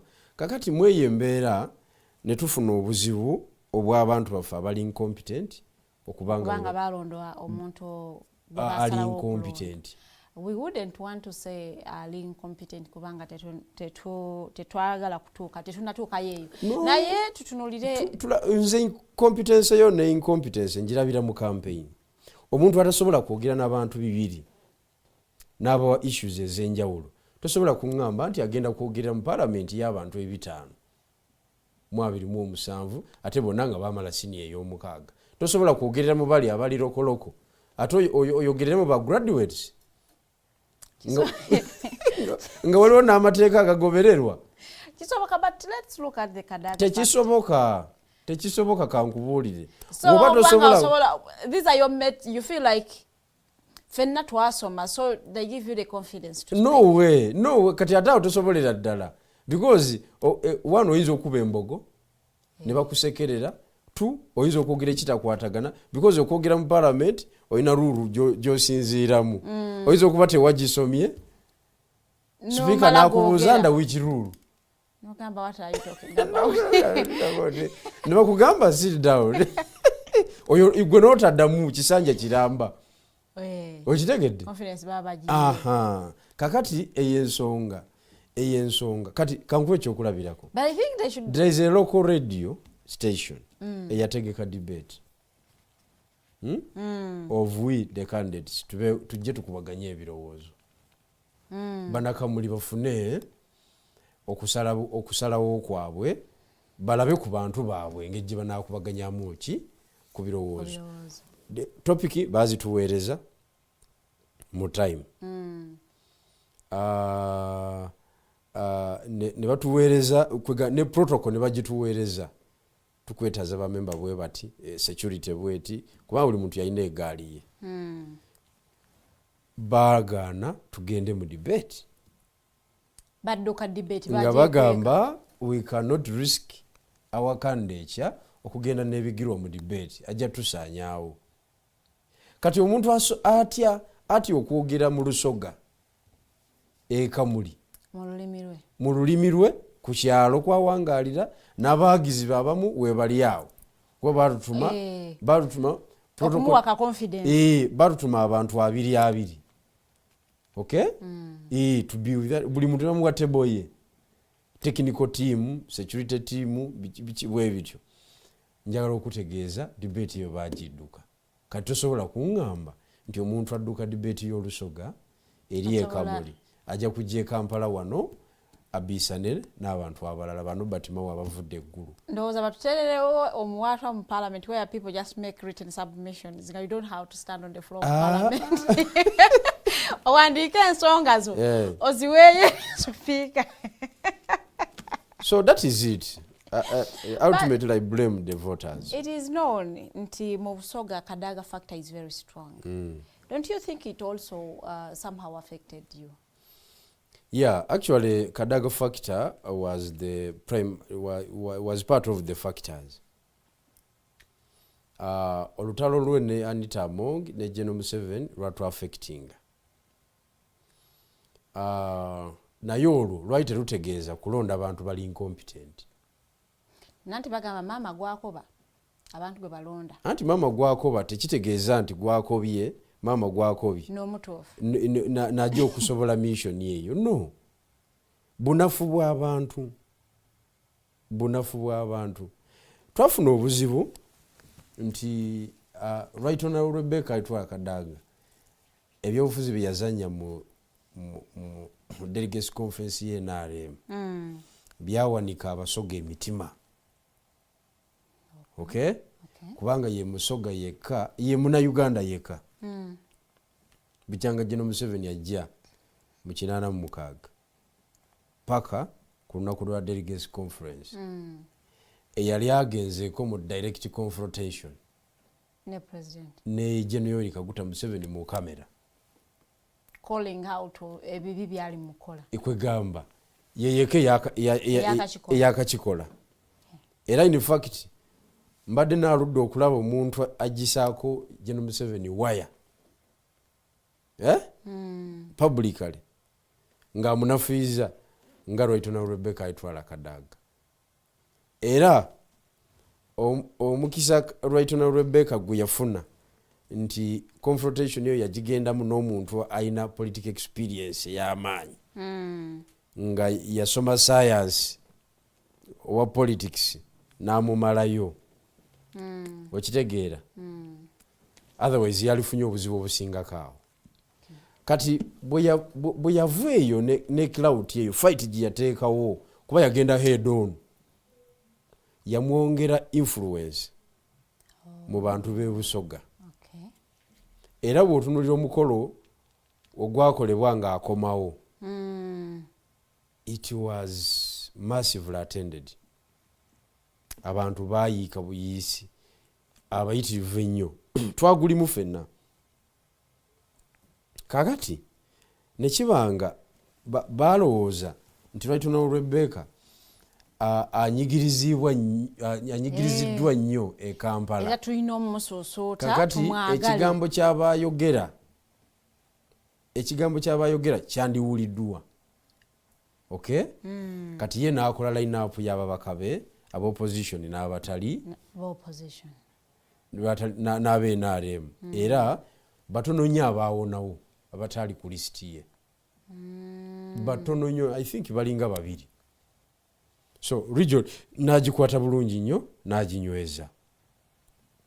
Kati mweyo ensonga ojja kubuuza ekibuuzo nti Bigirwa wali mulabe wa Kadaga? The answer is no. Yes. Siri mulabe wa Rebecca Itwala Kadaga kubanga nze omu kubaze balwana entalo ze. Ate nze eyasooka n'okulwana n'omu kubadde balwana nabo, that is Anita Among. Nze yasooka okubagana naye nga bonna beebase. Okitegedde? Nze ne mutekinga on era nsonga za region. Kati in any case Rebecca yali ayina yali ayina kuwagira nze unconditionally going against the candidate of ow'ekibiina ki kubanga alina be yawagirira abanuupu abo bonna 8 ye yabawagira ababutabateekako mukono tebandiyiseewo so mweyo embeera fakita ye yali nkulu fakita ye yali nkulu mu kalulu k'ebusoga kubanga yasaasirwa nnyo. So kiki ekyamulemesa okubanga support yagiwaggwe? No, ekisooka ayina tiimu emuliraanye emubalira. Kati tiimu emuliraanye emugamba nti bw'otuwagira omwana ono Bigirwa Moses is very dangerous. Bw'afuna obwemupi agenda ayagala kukonkaringa region. Ayinamu kaidi yako. Jukiro nali nkoze Eastern Revolutionary Platform as a president. Kati timu ye mugamba it is very dangerous to empower this boy. Okay? Against your waffe yenyini. Kubanga Masitula yali incompetent era nga kale nga ali mu kampu naye nga munafu. Okitegeera? Yes.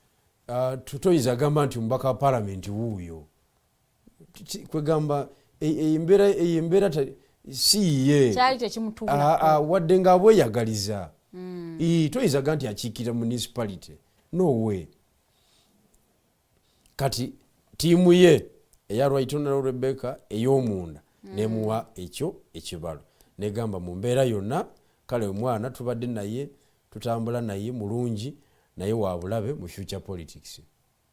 Tumukube. Okitegedde? Mweyo embeera nengenderawo.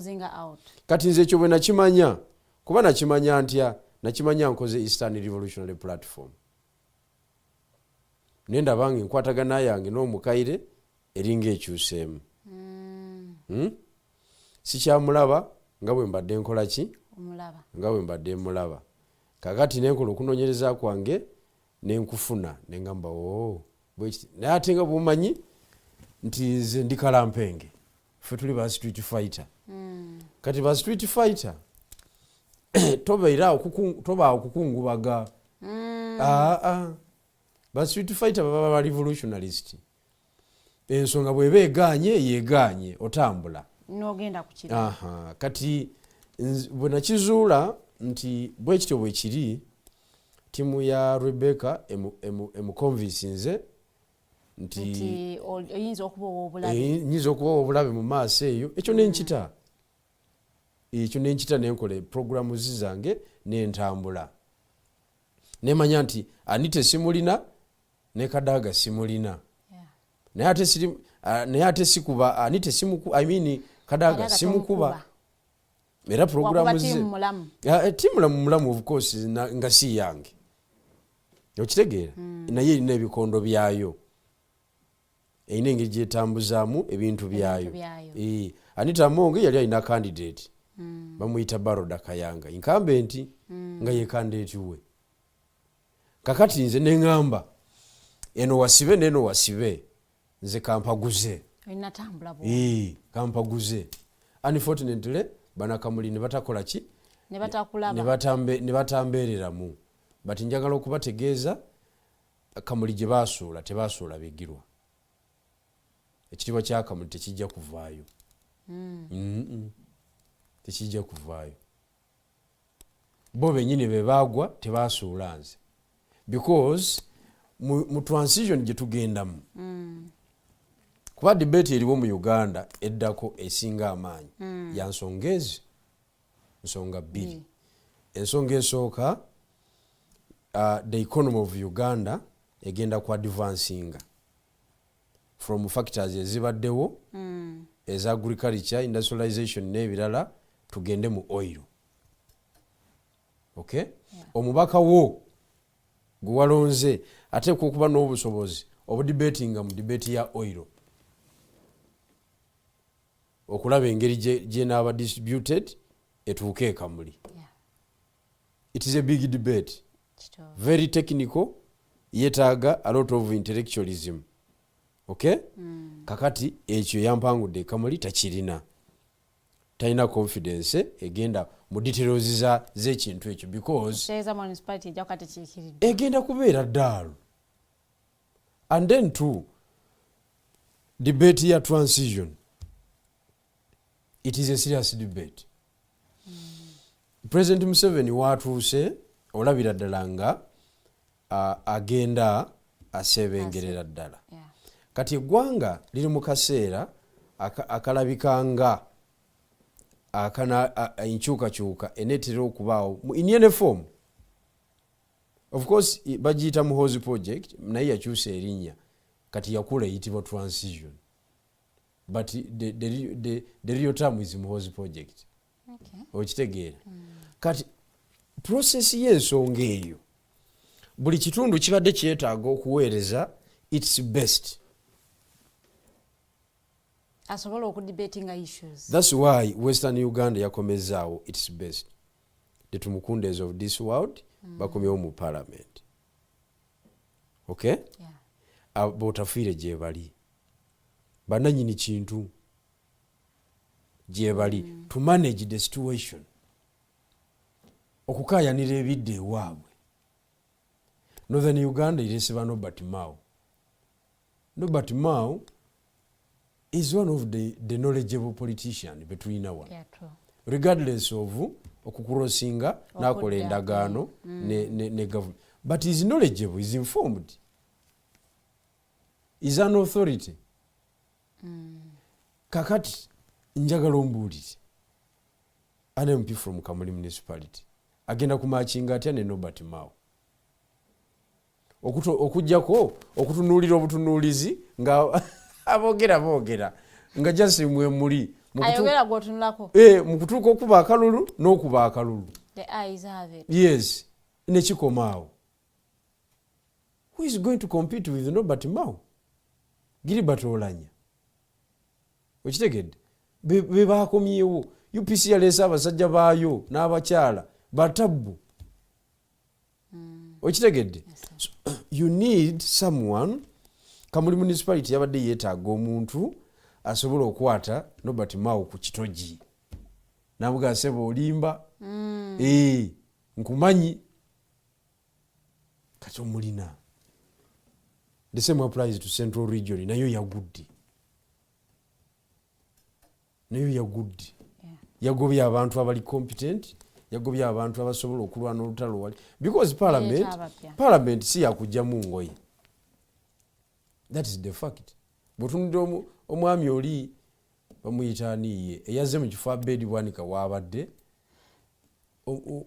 omwana wo wannasali tasobola kuteesa naye talina kyamanyi mu luzungu wadde akantu bwe kati tasobola kwogera sentence mu luzungu n'agijja wano n'agituusa wano yadde asome nkugambye gwe mulinde mu kulayiro ojja kufa enseko. Kisoboka nga bajja muwandiikiranga ebyokwogera asome bisome.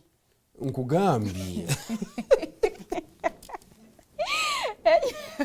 ekyo kintwalira ddala ku kibuuzo ekyaze mu inbox nga please manager help me as the host to ask Bigirwa why he left NUP because he buried himself in the CMP. Bigirwa had the potential of beating any candidate in Kamuli. He had been on the ground long before 2021. I would wish to hear his reason because he would be my MP by now. Eyo si nsonga lwa nsonga. NUP iti yabadde na candidate. Yabadde na yafunye obululu ebi. Bibiri mu constituency yonna. Kakati nzo atampadde kalulu okuba nava mu NUP. Yali kawadde owe NUP. Ne tumanya nti abantu baaki NUP. So that is not an issue. Okiwulidde? Ekyokubiri nze njagala omulonzi ogwo mu Uganda yonna andage ekibiina ekikiika mu parliament nti ekibiina kikyo bakiwadde omuzindalo kyogera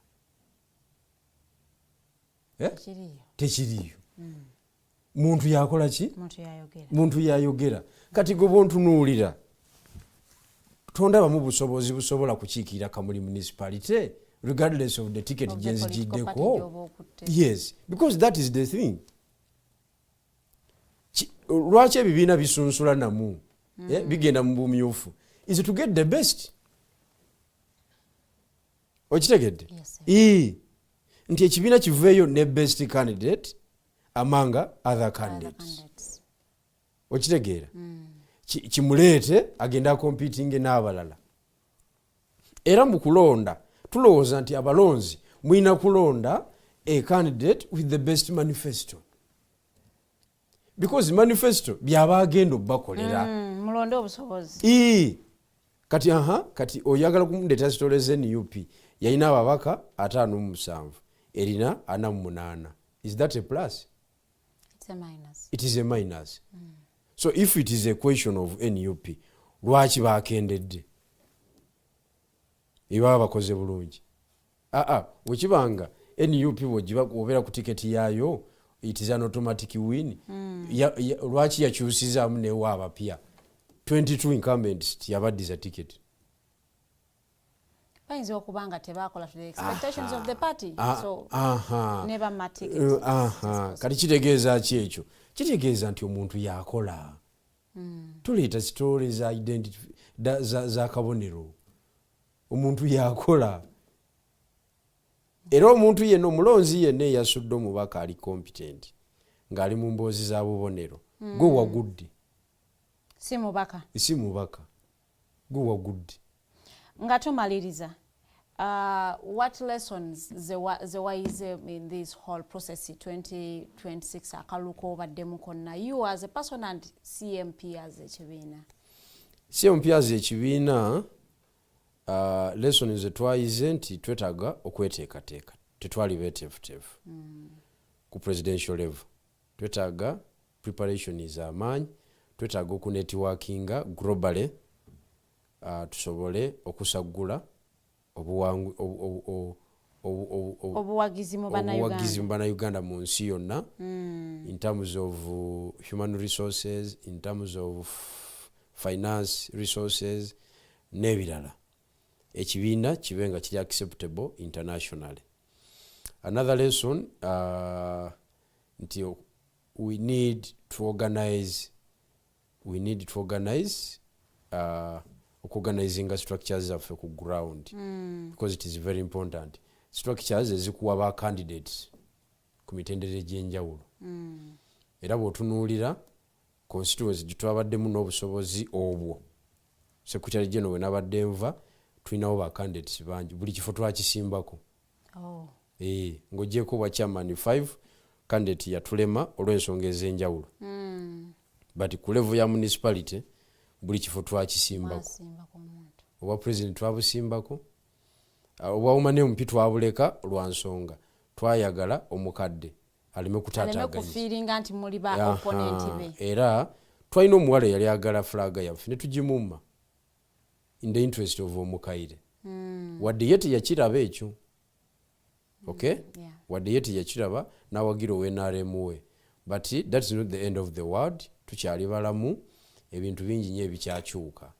Kati kunze ng'omuntu lessons nnyingi nnyo ze nayiga. Ekisooka bwe mba wakuddayo mu kalulu, one, ng'oggyeko campaign message ennungi neetaaga ssente. Kikulu. In the politics between 500 million to 1 billion. Okujjayo constituency. It is a fact. That is a lot of money. I need that money. Era we mba sizirina basobola kudda mu kalulu, because I don't want to waste my time again. And the little resources. Because obusente bwe nali nina bwali butonotono nga tusobola competinga ne balize bayina. Yes, kubanga abalonzi batuprovince they are not interested in the programs. Tebagala ideas. They are not interested. They are interested. Era oyogera nga bakulinze omaliriza otya. Yes, byogedde bitunyumidde birungi bitukwatako, but at the end yovaawo otya. Okay? Ekyo kikulu nnyo. Layini va ku abiri. Olina okubasimbya layini bonna abaliwo. Buli omu n'omutemera. Buli omu n'omukolako. Oba ogenda gaba 2,000. Buli omu n'afuna 2. Buli omu n'afuna 2 n'olyoka ovaawo. Bw'oba tokikoze ekyo toba candidate. Kati eyo lesson nagize. 2, lesson eyokubiri webibanga ebyokulonda bikyalinga bwe biri abategesi beebo chief mutegesi nga General Museveni wetaaga to compromise to build the capacity eyingira mu security system nga nawo oyinayo, okay, such that wekiba kyetaaga kumenyaamenya nga nawe omenyaamenya kuba candidate we NRM yanzitira abawagizi bange basatu ne tubaziika naye tewaliwo kyamukolebwako mu election violence. Yes, basatu nga bakubiddwa ki misumaali mu mutwe nga bwolaba Yesu we baamutta bubaawo obulimu emisumaali biso mitayimbwa. So bakituukako batya, yalina egaali ye ng'eyina obusobozi obutta ng'eyina n'obulukusa n'obuyinza obutta era nga tesobola kwogerwako. N'akalulu bwe kaggwa baalwanaganamu bo bennyini era ne bettamu omwana ne bamufumita ebiso, okay, era poliisi terina gwe yakutte n'ogwo. Abamufumita webali bataayaya butaayaya n'okwewaana nti fe tuli bakasabba, fe tuli bamasituula, tuli bakadaaga, tetugambwako oyo yafudde kyawedde, temutuleetera mboozi.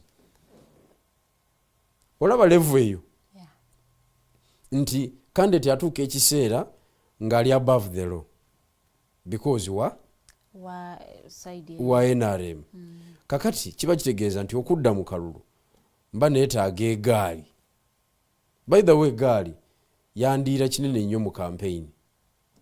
Twali wano nga nkugamba batugambye tuzimbe eggaali n'ogamba nti abantu tebazimba ggaali. Nze eggaali yange of course nali ndi nayo nagiina for foremost throughout my political journey mu Kamuli Municipality mbadde mbeera n'eggaali. Naye waliwo bano gye bazimba ku last ng'ate eri backed up by police by army. Okitegeera kati nga bakola efujjo eriri kule bayonoona bizinesi z'abantu, basengula abantu mu kitundu, bayonoona properties z'abantu naye nga tebagambwako. Okitegeera. So okudda mu kalulu nina okubeera n'egaali ng'erina obusobozi obuwulira nti tulumbiddwa wali batukubye wali nga naffe tusobola okulumba. Counterfight. Ate nzibu ddala. Because egaali yoli bw'ogirumba nawe n'ogimenyaamenyamu the next time okulumba bakuwa respect era sikyasobola kudda mu kalulu okusikwe promoting a violence. Anti kakati kyekiriwo tusooke tugende n'ekyo ekiriwo ebira tunabitereeza oluvannyuma tusooke tugende n'ekyo ekiriwo oba kutta ng'omuntu afa. Wagambye he's back because of General Bigirwa. Thank you for coming by. Okomyewo mukulu. Ne wali amboziza. Gamba Bigirwa atubuuliremu ko that time when the results were being announced. Was he expecting to win? Akalulu konna okumanya nti okaluuzinze. Obala polling station y'emu ku bbiri. N'omanya nti olinawo oba toyina. N'omanya nti tewali business. Era n'abala polling station yezi bbiri. Mufield nenvaamu. Nodde waka. Nenzira ku office neninda ba agent bakole ki? Bakomewo. Bandeetere diara form just for formality. Era natuula mu office nembalinda nga buli ajja kwempa allowance we. Saabali azamanya nabo allowance waabwe. Era buli omu n'atambula nadde waka. Nga already mu results before even announcing ezamwe mwali muzite. Era saatawana kugenda ku tallying center. Because ngende ensiri zinnumire eyo kuki nakivaamu namanya president wange tafunye nange sifunye. Wawalese comment John Musoke mwekyagulanyi abagoba bugobi kati muli mu byakwekaza naye temuswala. Ate kati yafu. Mu ba political fire.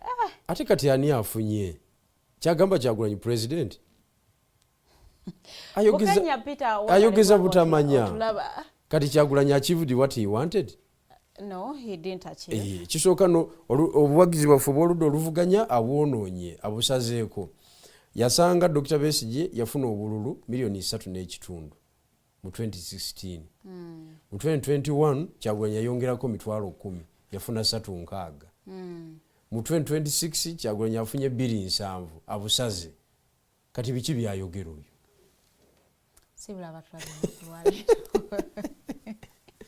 abatulaba abalungi mwebale kubeerako njagala obakubiriza mweyongera okulaba omukutu guno tukomyewo every Monday tujja kujanga tudigestinga ensonga ez'enjawulo njagala okubebaza abadde balaba omukutu guno nga siriiwo naawe akomyewo because of me naawe nkwebaza webale komawo kubiriza n'abalala bonna bakomewo tutambuze ekintu kyaffe abalondeddwa abamwabbye oba temwabbye mwe mulina mandate y'emyaka 5 mukolere abantu tetwagala mulye sente za bwereere mukolere abantu final abalonzi njagala okubategeeza mwe mwagudde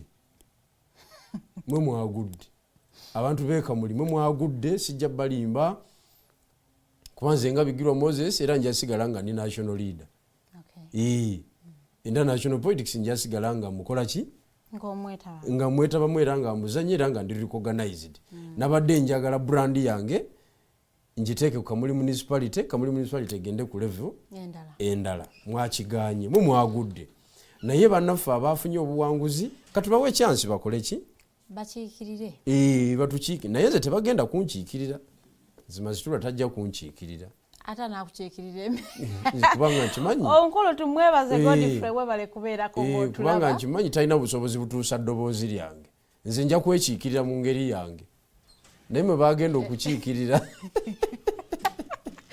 era kuzina ate abantu ababagudde oba nga temuweereddwa chance ekiikirira bitundu mukomawo n'obusungu nga mukudaalira abalonzi mbadde nkusuubira okwebaza abalonzi b'ekamuli nti mwebali kunonda yadde tebanangiridde naye bw'oba bwotyo bwosazeewo okubeebaza bannakamuli kyenjagala tuli mu kutereeza society temukyabaweewe tabatumbagambe society tosobola gitereeza ng'oyogera bikyamu kati nkugambye nti balonze bulungi ng'omuntu eyayisemu talina manifesto yakolanga gwakuzina nakufukamira wansi ekyo kirondesa omuntu mubadde balabi balungi okuvaanga tutandikiddeko sawa 2 paka ne tugenda okuwunzikira show yaffe y'olunaku lwaleero tusinkana olunaku olw'enkya Bigirwa will be coming back next Monday era tujja kubanga tutambuza programu yaffe nga bwe tubadde nga tugitambuza mubeere bulungi mweraba.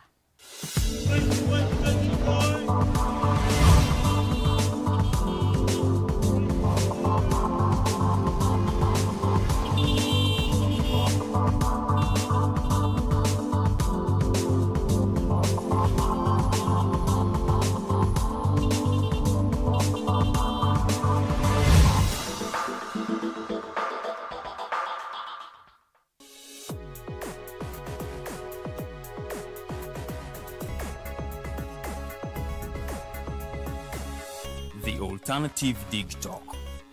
Real issues, real talk.